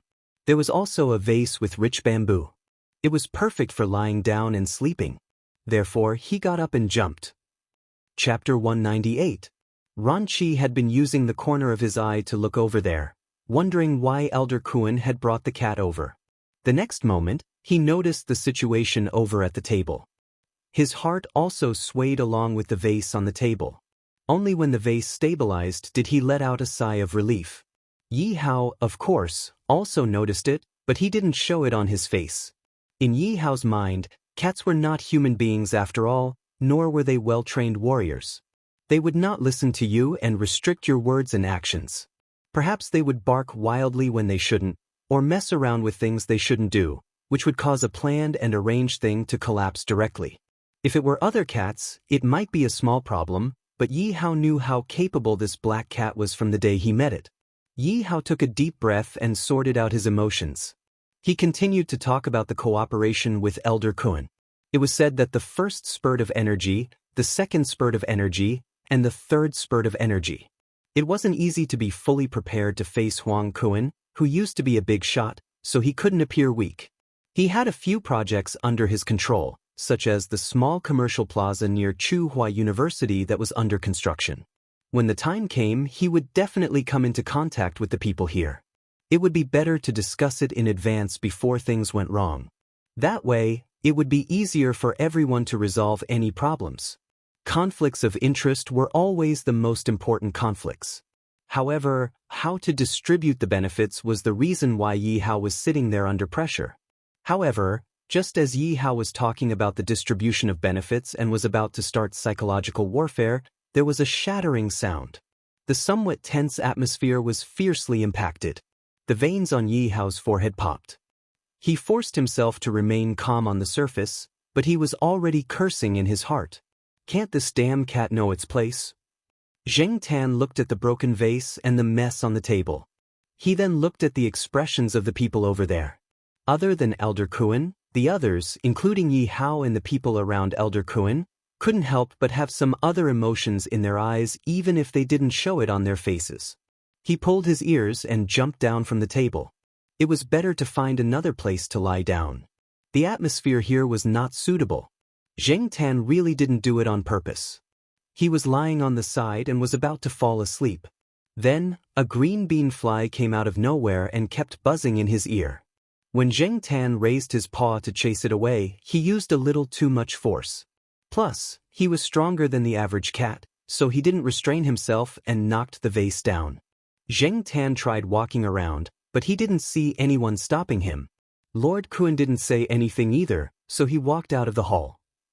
At this moment, the person standing behind Elder Kuan also walked out and followed behind Zheng Tan. Ran Qi and Leopard quickly looked at each other. They couldn't help but worry. Although they didn't like the cat causing trouble here, they didn't want anything to happen to the cat. Not only was the cat familiar with Celestine, Er Mao, and Fong San, but it had also helped them a few times. This time, they were the ones who had dragged the cat into this matter. Lord Kuan. Yi Hao was obviously afraid that Lord Kuan would really send someone to kill the cat silently. He was about to say something, but just as he opened his mouth, Lord Kuan raised his hand and stopped him. He picked up the teacup and drank some water. He started to talk about his opinion on the distribution of benefits proposed by Yi Hao. He didn't want to listen to Yi Hao at all. The broken vase and bamboo were lying on the ground, but Lord Kuan didn't ask anyone to clean it up. Zheng Tan, who was walking out of the hall, heard someone following behind him. He turned around and saw that it was the person who opened the door. This person had been following Lord Kuan since he entered the house. Was he following him now to spy on him? When he passed by a room, Zheng Tan stopped in his tracks. The door of the room was ajar. It seemed to be a study. Zheng Tan tried to take 2 steps in. Seeing that the person behind him didn't have any intention of stopping him, he walked in. The study wasn't much smaller than the living room. There were some paintings and paintings hanging on the wall. There was a long table by the side with some gypsum carvings on the table. There were also some in the corner. The gypsum carvings were of different sizes. The taller ones were about 1 meter, such as the ones in the corner, while the shorter ones were only about 20 centimeters tall. There were people and animals carved out. Compared to those masters, there was no doubt that there was a gap. However, if these were carved by a blind old man, then it was rare. Moreover, no one mentioned that Lord Kuan was a sculptor. Even a person with normal eyes might not be able to carve as good as Lord Kuan. After looking at the gypsum carvings one by one, Zheng Tan's gaze landed on the paintings and paintings hanging on the wall. Zheng Tan had seen some ink paintings at Professor Lan's house. Other than fiddling with flowers and plants, Old Man Lan also painted ink paintings. His paintings were quite elegant. Even if he didn't know much about painting, Zheng Tan could tell that Lord Kuan's painting was far from Old Man Lan's. However, he couldn't be too harsh on a blind person's painting. However, overall it looked good. Zheng Tan admired it from the bottom of his heart. There was a piece of calligraphy beside the painting. Relatively speaking, the calligraphy was much better than the painting. It was also very imposing. There was once when Zheng Tan went to Professor Lan's house. The old man was practicing calligraphy. When he saw Zheng Tan, he became addicted to teaching again and talked about calligraphy. He remembered that Old Man Lan said that a work without momentum would be dull and lacking in spirit. Those with momentum would have the momentum of wind and clouds when splashing the ink. Those with momentum would have the momentum of wind when splashing the ink. Zheng Tan didn't know much about art, but he felt that the calligraphy in front of him definitely reached the standard that Old Man Lan had mentioned. However, Zheng Tan looked at the words, 13 gangsters, written on it and wondered what Lord Kuan meant by writing these words. Didn't people usually write mottos or proverbs with positive meanings? Or did they write words like endure or kill to show off a little? He looked at the other calligraphy and paintings in the study and connected them to Lord Kuan. Although he didn't know what kind of person the old man was, Zheng Tan heard from the Jiaopa that a big shot was not arrogant because of his broad vision. He knew that there were mountains beyond mountains and buildings beyond buildings. Because of his rich experience, he knew that a moment of pride wouldn't be able to control the ups and downs of others. A real big shot wasn't without enemies. In a head-on confrontation, he wouldn't hesitate to put his opponent to death. However, he would be humble behind his back and know the beauty of evil. Regardless of how glorious or evil Lord Kun was in the past, just based on the things that Zheng Tan saw, this old man really didn't live a good life. People said that blind artists had broken free from the shackles of being unable to see with their naked eyes and could use other extraordinary methods to see objects. Other than having a solid foundation and the ability to conceive ideas in their minds, it was very likely that they had special abilities to be able to achieve such amazing achievements. Zheng Tan didn't know if the old man had special abilities, but now he seemed to understand why the old man walked so steadily, unlike some of the blind people that Zheng Tan had seen before who walked carefully and often stumbled. The person behind Zheng Tan didn't make a sound. If he hadn't heard this person respectfully greet Lord Kun when he first entered the room, Zheng Tan would have thought that this guy was mute. When they returned to the living room again, Yi Hao and Lord Kun were almost done talking, and the atmosphere had eased a lot. Seeing that Zheng Tan was fine, Yi Hao and the others heaved a sigh of relief. When they left, Yi Hao said that he would send Zheng Tan back to Tsinghua University, and Lord Kun agreed. After Yi Hao and Zheng Tan left, the person who had followed Zheng Tan out of the living room walked to Lord Kun's side. After that cat went in today, he told Lord Kun in detail about Zheng Tan's every move in the study. "I don't think that cat is with Yi Hao and the others," the person said. "Yes." Lord Kun went silent after that, but the people around him knew that Lord Kun already knew that this would be the result. As for why Lord Kun paid attention to that cat, it seemed that after knowing that Nye 19 had a cat, Lord Kun usually paid attention to the cats around him. Although he couldn't see, he could detect some things with his extremely sharp hearing and perception. For example, when the cats saw Lord Kun, they would run far away. Even if they didn't run, they would never approach him. Even trained cats would show a strong sense of vigilance. The old man had already restrained himself. This afternoon, when Lord Kun came back, there was a person feeding a cat at the entrance of a barbecue shop. The cat cried out for food, but when Lord Kun passed by, the cat ran away without making a sound. Nye 19's cat also arched its back and growled when it saw Lord Kun, as if it was facing a great enemy. Therefore, when Elder Kun first noticed a cat approaching on the overpass, his first thought was, "This cat is either stupid or extremely bold." But later, Lord Kun knew that wasn't the case. It was rare to have such a cat. When Zheng Tan went back in Yi Hao's car, he thought that Yi Hao would scold him for breaking the vase in the living room. He didn't expect that Yi Hao would only say that the night building would open a single room for Zheng Tan. Yi Hao was in a good mood after finishing something that had been weighing on his mind for a long time. Moreover, after leaving Lord Kun's place, Yi Hao thought a lot and analyzed every detail. Maybe it was because of this cat's antics that he could be so successful? Maybe. Originally, Tsinghua University wasn't too far away from here, but Yi Hao still asked someone to drive the car to the side door closest to the eastern courtyard. He also told Zheng Tan that when he followed Celestine to the night building, he might be able to see his small single room. When Zheng Tan entered the courtyard, he saw that it was already past 5 o'clock at the gate. It was close to little Pomelo's school time, so he turned around and went to the affiliated primary school. Recently, the children of the affiliated primary school were in a good mood. It was probably because the first day of June was approaching and the holidays were coming. They could enjoy the holiday benefits that came with their age, but Jiao Yuan and the others couldn't. They had already been promoted from the Young Pioneers to the Communist Youth League, so how could they enjoy Children's Day? When little Pomelo came out, Wuxia and Xianxia, the two children in the Western District who were close to little Pomelo, came out together. When they came out, the two girls looked at Zheng Tan who was squatting on the wall, then said to little Pomelo, "We'll leave your cat to you." Chapter 199. Important people had their own attitudes towards life, while ordinary people had their own way of living. Zheng Tan felt that her cat preferred the life in the courtyard. It was relaxed and comfortable, and she didn't have to worry about breaking a vase. She didn't have to get involved in any of the major events that were going on under the surface. It could throw a tantrum and have fun, and it could eat and drink as it pleased. It was much more natural at the Jiao family's place. However, Zheng Tan's good mood was ruined after dinner. A mythical beast? Jiao Ma paused in the middle of picking up a green pepper. She then asked little Pomelo, "Why did you ask Black Charcoal to go there?" Yulisha said that it would attract more attention. She said it's called. Little Pomelo thought about the word. Yeah, she said it's called a gimmick. Jiao Ma was speechless. Even this little kid knew how to make a gimmick. Little Pomelo stuffed rice into her mouth. She didn't want to let Jiao Ma know that she had something to say.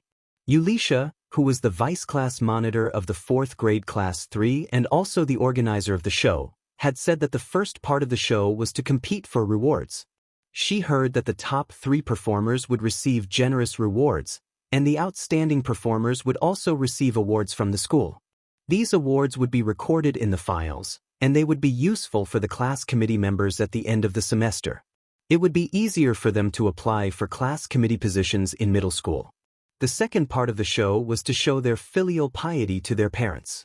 This way, it would be easier for them to get pocket money in the future. They might even be able to take them to the amusement park during the holidays. What's the gimmick? Jiao Yuan fully demonstrated his lack of vocabulary. The 3 members of the Jiao family were thinking about the gimmick, while Zheng Tan was thinking about the alpaca in his heart. Damn it, why did you ask me to act as a mythical beast? For the students of Tsinghua University's affiliated primary school, June 1st meant that they could watch a cultural performance. In the past, it was basically just each class having fun on their own. That was to say, on the afternoon before the June 1st holiday, they would play in their respective classes and sing to show their talents. The school would also give out small biscuits and the like for the children to have fun. Later, one of the parents in the education department suggested that they use Tsinghua University's auditorium for a cultural performance. After all, the auditorium had nothing to do with the university students on June 1st. If it was empty, they could borrow some resources. At the same time, they could also improve the children's teamwork and aesthetic appeal. That was why they went to Tsinghua University's auditorium to perform during the Children's Day holiday. When Yulisha suggested that there should be a performance, all the students in Class 3 of the 4th grade were very supportive because all the classes with performances could go to the auditorium to watch the performance. After all, there were limited seats in the auditorium. Many parents would also go there. If there weren't enough seats, the classes with no performances could just watch the performance in their own class.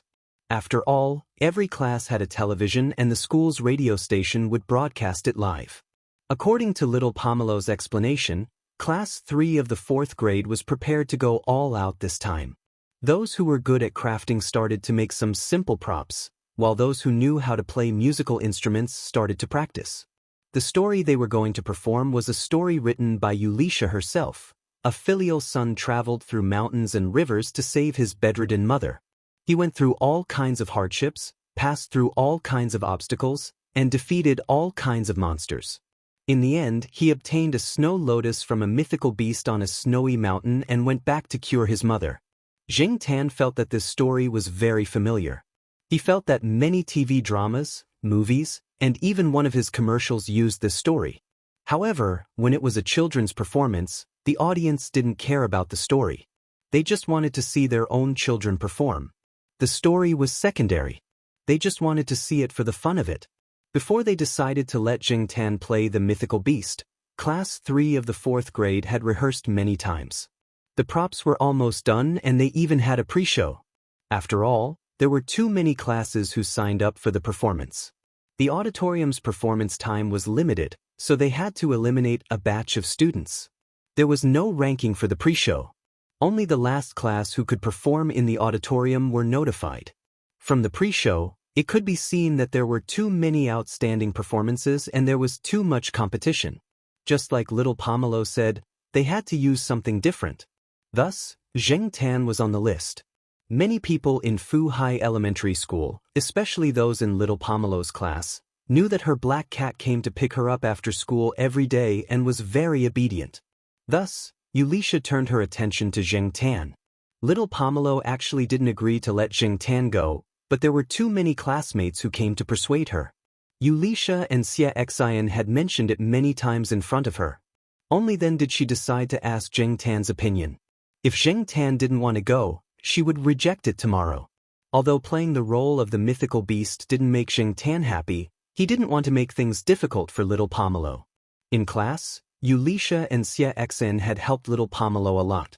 Jing Tan wanted to help this time as a way of thanking her. Moreover, this child didn't like to talk and was easily alienated from others. If this went well, little Pomelo could mix better in class.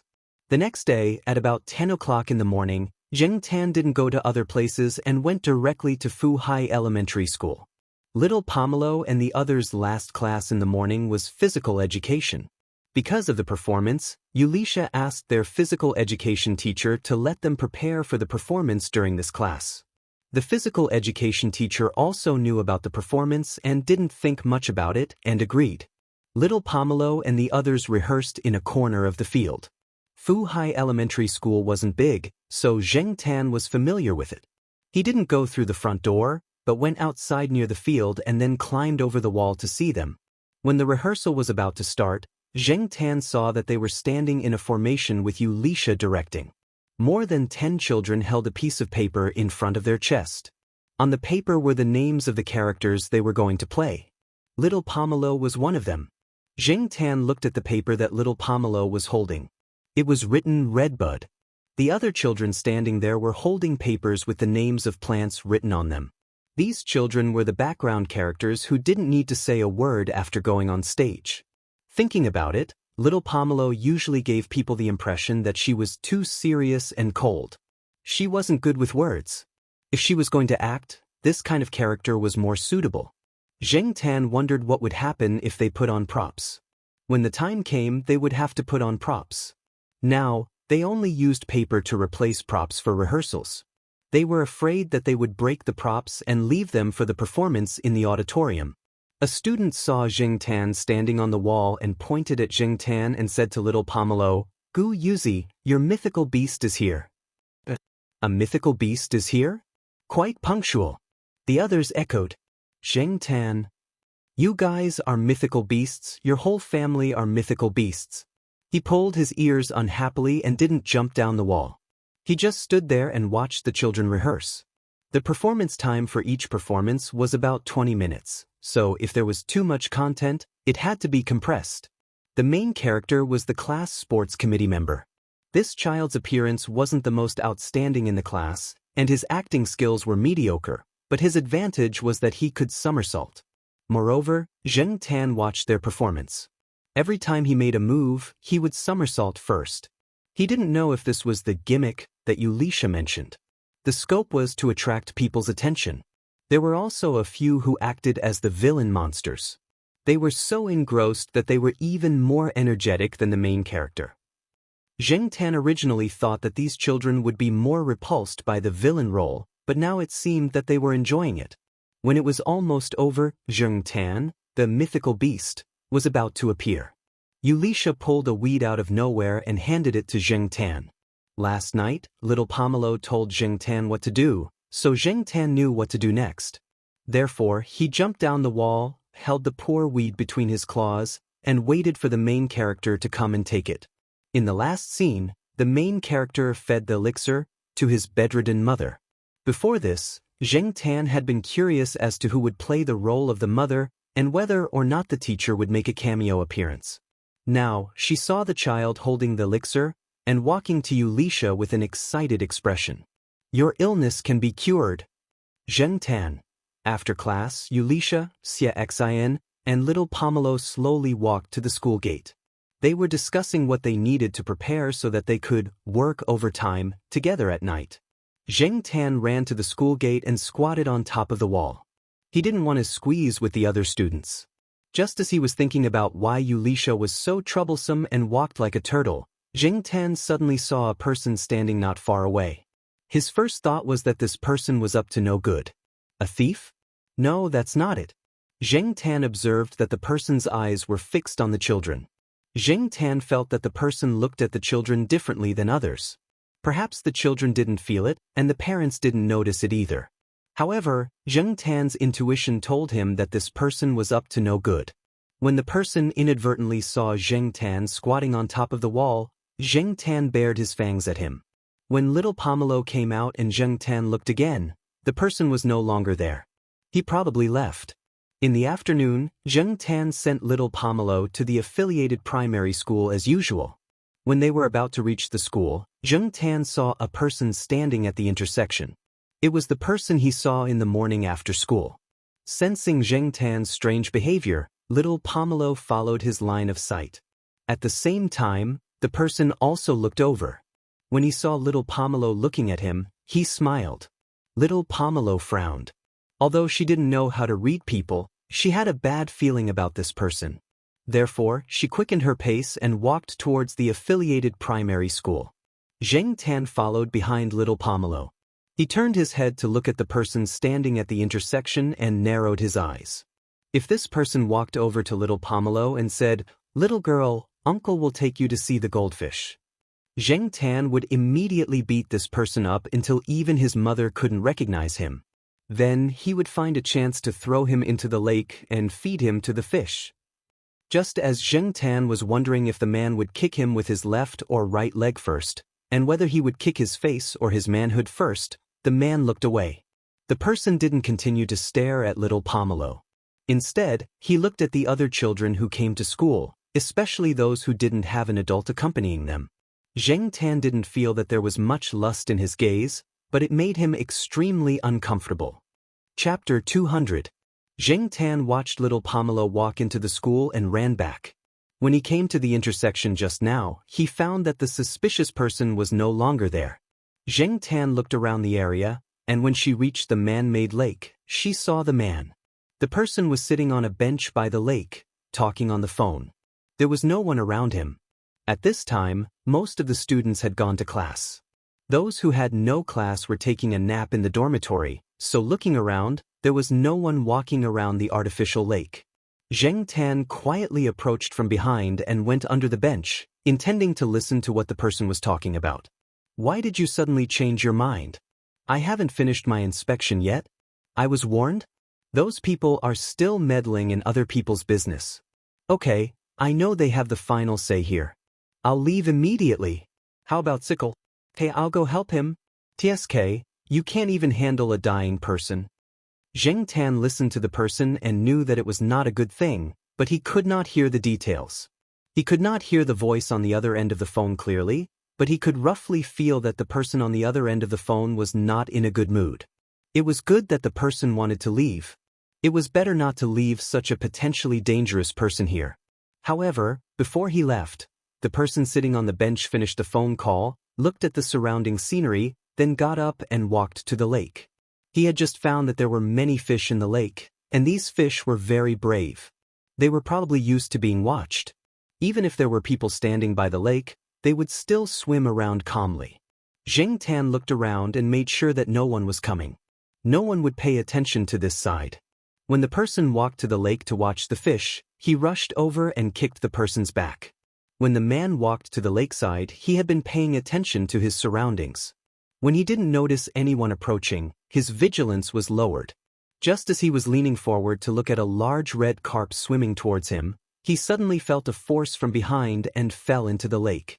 Because it was the school's artificial lake, for safety reasons, it was not very deep. It was just that after a long time, the silt at the bottom of the lake was thicker. After the man fell into the lake, he struggled a few times. When he stood up, the lake water only reached his waist, but his whole body was soaked. He was still holding his phone in his hand, and it looked like his phone was broken. He looked around angrily, trying to find out who was behind this, but unfortunately he couldn't find anyone nearby. Instead, there were people further away who heard the commotion and looked over. After Zheng Tan kicked him, he immediately ran into the forest to hide. The trees here couldn't hide a person, but a cat could still hide very well. Then, Zheng Tan saw the man quickly come out of the lake, his trousers full of mud, and leave with a gloomy face. For the next few days, every time Zheng Tan wandered around Fu Elementary School, he would pay special attention to the surroundings. Indeed, he did not find that person. At most, there were a few people who looked like thieves walking around. That was a common occurrence, so Zheng Tan did not pay much attention to it. Compared to that person, Zheng Tan felt that thieves were less of a threat. Because he had seen human traffickers before, Zheng Tan felt that the man was different from human traffickers. He did not know what kind of business he was involved in, but he was sure that he was not a good person. The night before the performance in the auditorium, Zheng Tan was lying on the sofa, thinking about what would happen the next day. The performance started at 2 in the afternoon, and Jiaoma had already asked for leave. Jiao Yuan had a small test, so Jiaoma rejected his request. However, Jiaoma borrowed a DV from Chu Xiangyang, who lived next door. She wanted to film the performance and show it to Jiao Yuan. Although Fu Elementary School also had its own live broadcast, it was only on a general level. Jiaoma only wanted to film little Pomelo and Zheng Tan. She was currently fiddling with the DV to familiarize herself with it. "Hey, Mom, what do you think is wrong with black charcoal these days? He looks like he has a lot on his mind," Jiao Yuan asked as he nibbled on an ice popsicle. Jiaoma's attention shifted from the DV to Zheng Tan. She looked at him and said, "Maybe it's because of tomorrow's performance. He's going to be the first cat to perform on the stage." Jiao Yuan nibbled on his ice popsicle. "Hasn't he already filmed a lot of commercials? What's there to worry about?" Jiaoma said. "Who knows what a cat is thinking?" Zheng Tan listened to their conversation, but his ears moved. He was too lazy to do anything else. 2 days ago, he had been thinking about the man he had kicked into the lake. Although that man had not appeared around him, and perhaps he had no more interactions with Zheng Tan still felt a chill when he thought about the man's gloomy eyes when he got up from the lake and left. As for today, he was just thinking about tomorrow's performance. He was not worried about anything. He had already filmed a lot of commercials, so he was very thick-skinned. The next day, those who had performances in the morning skipped class and went to the auditorium to rehearse. They wanted to get used to the stage in advance, and they also wanted to do a preview. Usually, when they rehearsed, they didn't notice anything, but when they put on the props, the feeling came immediately. Many of the props were made by the students themselves.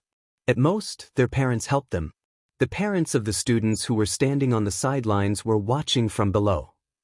They held the boxes of instruments in their hands and looked at their children with smiles on their faces. They were proud of their children. Generally speaking, the preview was good. No one made any mistakes. The overall feeling was okay. However, when Zheng Tan appeared, some people were surprised for a while. However, the official performance in the afternoon was much more stressful. The audience would be full, which was very different from the empty stage in the morning. Little Pomelo's class performance was the 5th. Among the first 5 performances, 4 of them were singing and dancing. Their performance was the first drama. She didn't know if the club would give them more money. The people who had changed their clothes sat in the dressing room. Some were memorizing their lines, and some were chatting casually. Zheng Tan looked at little Pomelo next to him. She was sitting in a chair with props next to her. When she appeared later, she would be wearing a cylindrical paper shell. There was a large background board attached to the back of this shell. The board had purple Chinese redbud painted on it. It looked very heavy, but for these students, it was still bearable. After all, it was only made of paper. When it was made, the weight was considered. Even so, during the rehearsal in the morning, Zheng Tan felt sorry for them. On such a hot day, they had to wear such a big shell. It was really hard for these children. In fact, Zheng Tan himself wasn't much better. He was wearing a silver plastic shirt. When he appeared later, he would have to wear a stupid mask. He didn't know if the mythical beast in these children's hearts was this stupid image. Little Pomelo, who was sitting there quietly, had a slightly serious expression. She pursed her lips and held the hem of her shirt tightly. After all, it was her first time on stage. Moreover, it was a performance in the auditorium. Even if she was just standing in the background, there was still psychological pressure. Previously, there was a first-grade child who cried before going on stage. Her makeup was ruined by crying. Later, she didn't change it and just went on stage with that face. Zheng Tan walked over and patted her hand, indicating that she didn't need to be too nervous. Little Pomelo's expression softened. She let go of the hem of her shirt and tidied up the stupid shirt on Zheng Tan's body. Feeling that little Pomelo's mentality was adjusted well, Zheng Tan looked at the other students in the room, especially the protagonist sitting in the corner, the sports committee member.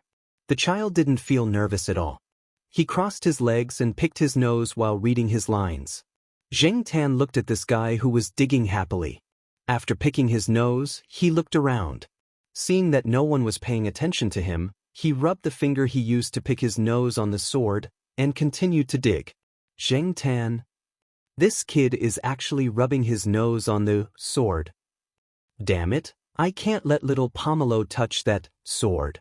At this moment, the door opened. The chief planner, Ulisha, who had gone out to observe, strode in. The others quickly asked about the performances in front of them. The scores and rankings would be announced after all the performances.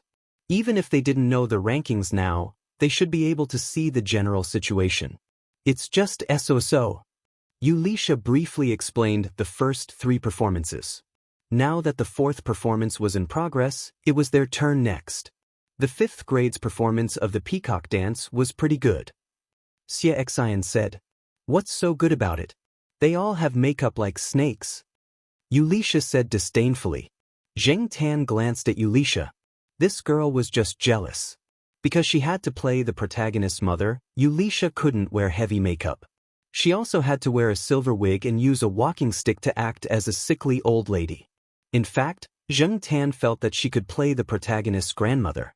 While Ulisha was being jealous, the sports committee member who was picking his nose bumped into the muzzle of the gun. "You're actually picking your nose? Disgusting," Ulisha said with a look of disgust. The sports committee member who was caught didn't feel embarrassed at all. "Didn't you read XXX magazine? 1/4 of the people pick their nose once a day, 1/5 of the people pick their nose 5 times a day, and 1/4 of the people are suspected of suffering from nose-picking obsessive-compulsive disorder. They spend up to 15 minutes picking their nose every day." What's with that expression? Don't look down on me. To be honest, we all ate boogers when we were babies. But I have a question. Why is booger salty? Zheng Tan, the surrounding students, just as everyone looked embarrassed, and some of them were thinking, a young but steady and serious voice sounded. Because there is a layer of lush cilia and mucus attached to the nasal cavity. They can intercept harmful substances in the air. Mucus is mainly composed of mucin and inorganic salts, and the latter's main components are potassium and sodium. They taste salty, so it's obvious that booger is also salty. The surrounding students, Zheng Tan looked at little Pomelo, who still had a slightly serious expression on her face, and talked with the alpaca for a while. Then he thought, does Jiao Pa at home subscribe to too many popular science magazines? It sounds so profound. The sports committee member nodded and wanted to ask some more questions, but Ulisha hit him with a prop crutch. Hurry up and memorize the lines. Don't forget them and talk nonsense. It's almost our turn. It's just a few lines. Besides, these kinds of lines can be freely expressed at the last minute. The sports committee member didn't care. Because of the sports committee member's interruption, everyone's nervous mood eased a little.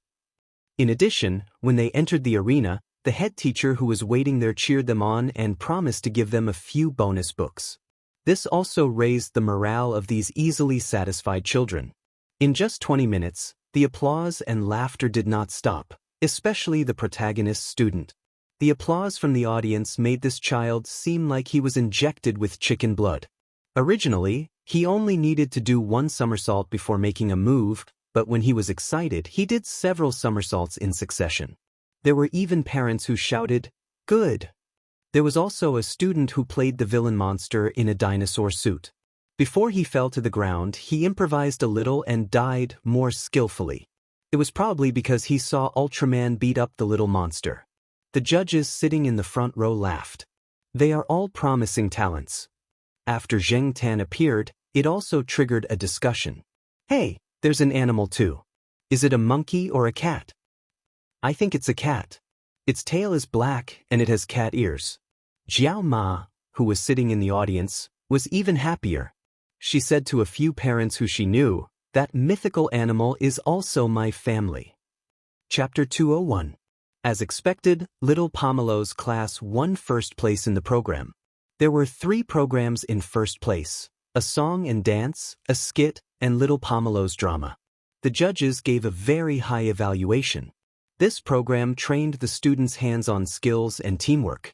From the props to the background music, everything was done by the students. It also fully demonstrated filial piety, bravery, and harmony between humans and animals. Such comments directly increased the program's score. Harmony between humans and animals was obviously referring to Zheng Tan's performance in the program. Zheng Tan blushed as he listened to the praises. Those people were getting more and more exaggerated. That little girl Yulisha really catered to his interests. She knew that the school wanted to use a program as a role model. In the end, her class's program really became a model representative. The awards and the school's June 1st gift pack of food made the group of children very excited. In addition, it was June 1st, tomorrow, and the students of the affiliated primary school would have a day off. It would be strange if they were in a bad mood. After the afternoon performance, they returned to the courtyard. Some parents who sat further away from Jiaoma in the auditorium saw Jiaoma with little Pomelo and Zheng Tan. They asked Jiaoma, "Hey, the one who acted as the mythological beast was your family's black charcoal, right?" This kind of question never stopped. From the moment Zheng Tan left the auditorium until now, his ears were pulled like an airplane. Looking at him, one could tell that he was in a very bad mood.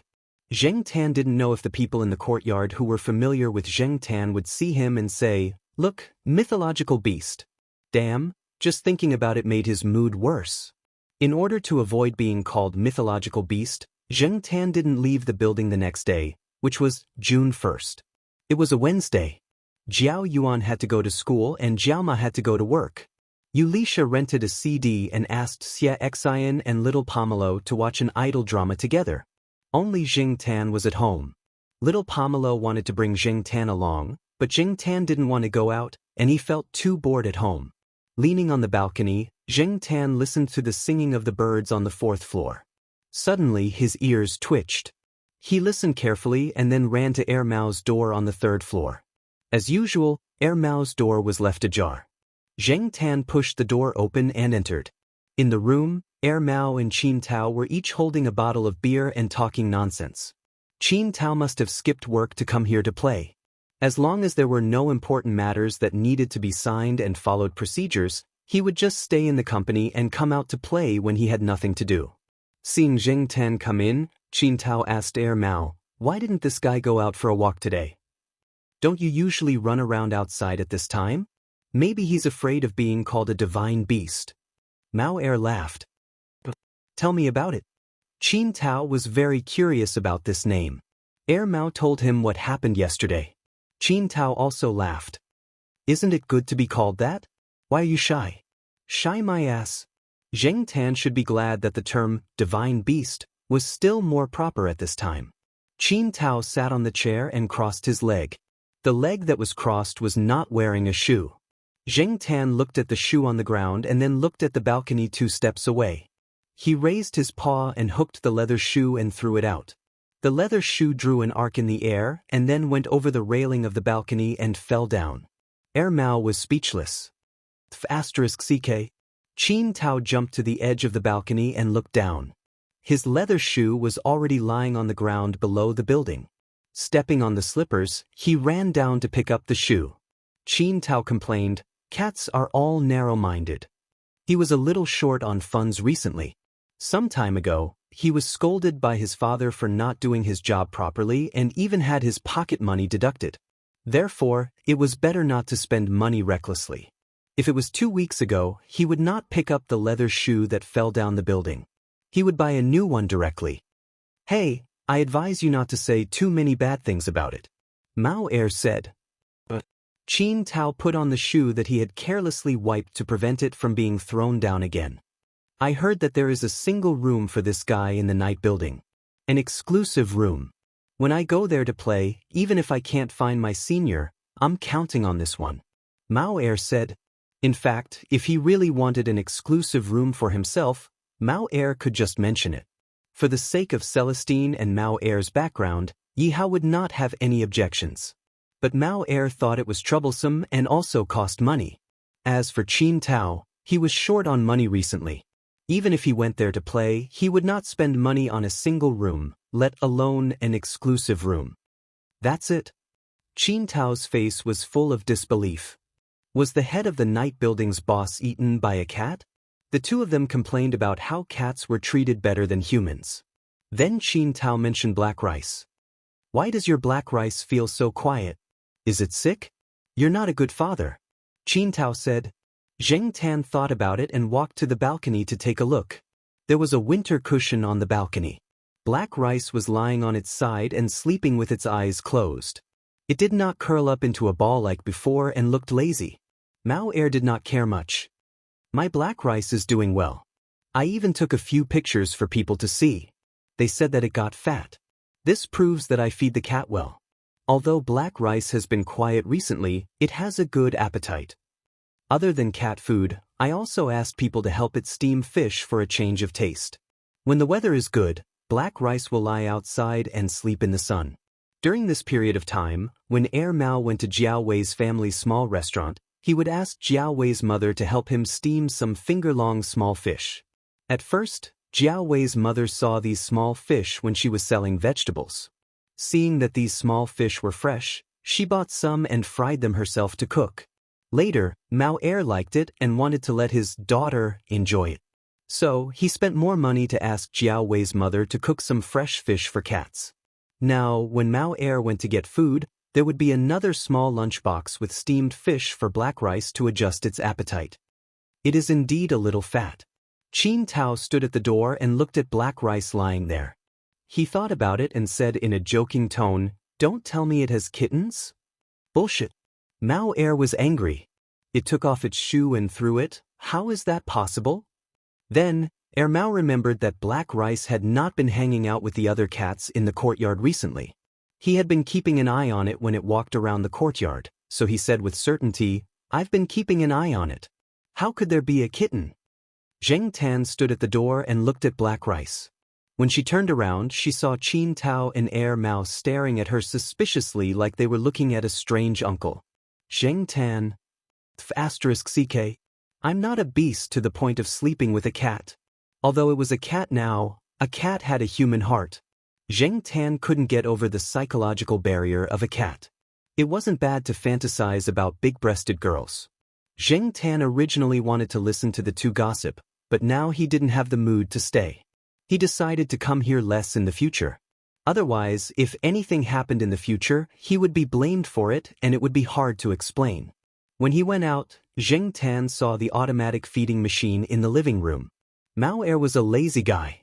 It ate black rice whenever it wanted. It wasn't strange that it got fat. However, Zheng Tan still felt that something was wrong. 2 days later, after dinner, Zheng Tan was lying on the sofa with Jiao Ma watching a melodramatic soap opera. Mao Er came over. After a simple conversation with Jiao Ma, it found an excuse to drag Zheng Tan away. Zheng Tan was still a little confused. When he went downstairs, he felt that Mao Er, who was walking in front of him, was emitting a dark and oppressive aura. When they reached the 3rd floor and entered the house, Mao Er squatted down facing Zheng Tan. It gritted its teeth and said, "Tell me the truth, you really didn't." Mao Er scratched its head. "Black rice has kittens. Are they yours?" Zheng Tan. *CK. She really did have them. If yes, waggle your tail. If no, waggle your tail sideways. Zheng Tan decisively wagged his tail sideways. He wagged his tail sideways a few times. *CK. This water can't be poured on me. It's not you. Mao Er frowned and stared at Zheng Tan. It seemed to be trying to determine if Zheng Tan's denial was true. If it's not you, then who is it? Mao Er sat on the floor and scratched its head, trying to figure out which bastard cat it was.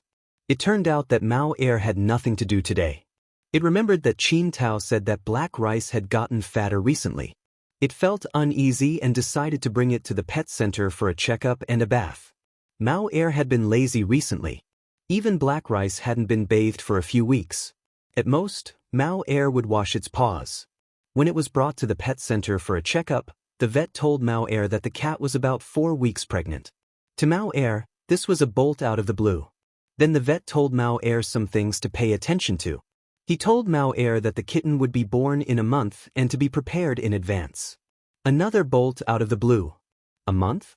So fast. Don't they say 3 cats and 4 dogs? How can it be born in 2 months? Maoist. The vet calmly put a booklet on the care of pregnant cats into Mao Air's hands. You misunderstood. Cats and dogs give birth in about 2 months. As for 3 cats and 4 dogs, some say that cats give birth 3 times a year, while dogs give birth 4 times a year. Some say that cats and dogs have different timings. But these are not important. What's important is that you know that your cat will give birth in a month. You have to be more careful. At that time, Mao Air was only focused on listening to the vet's advice. Its mind was still thinking about how to make trouble for the cats in the courtyard. Its mood was really a mess. After buying several types of cat food recommended by the veterinarian, Mao brought the cats back. It sat on the sofa with the book the veterinarian gave it and struggled for the whole afternoon. In the end, it couldn't help but go upstairs and call Zheng Tan down. From Mao Air's point of view, Zheng Tan was the biggest suspect. As a cat's father, it always felt that its own cat was the best. Black Rice would definitely not like a cat of poor quality. Among the cats in the courtyard, Black Rice was the best. Now that the cat denied it, Mao Air believed that the cat in front of it wouldn't lie to it. But if it wasn't this cat, then which bastard cat could it be? Mao Air thought about the cats around it one by one, wondering which one its daughter would like. Huang, the eunuch, was eliminated first. Was it the sheriff? Or the fat guy on the first floor? But when it took Black Rice out, it didn't seem to be very close to those two. No matter what, no matter how hard it tried, it still couldn't prevent it. Zheng Tan looked at Mao Air's confused face and then looked around. Black Rice was lying in its cat bed, still lying on its side. There was a book on taking care of pregnant cats and kittens on the sofa. It seemed that Mao Air would be very busy in the future. Leaving Mao Air there confused, Zheng Tan quickly ran away. He didn't want to get into trouble. After all, he didn't do it, so no one could blame him.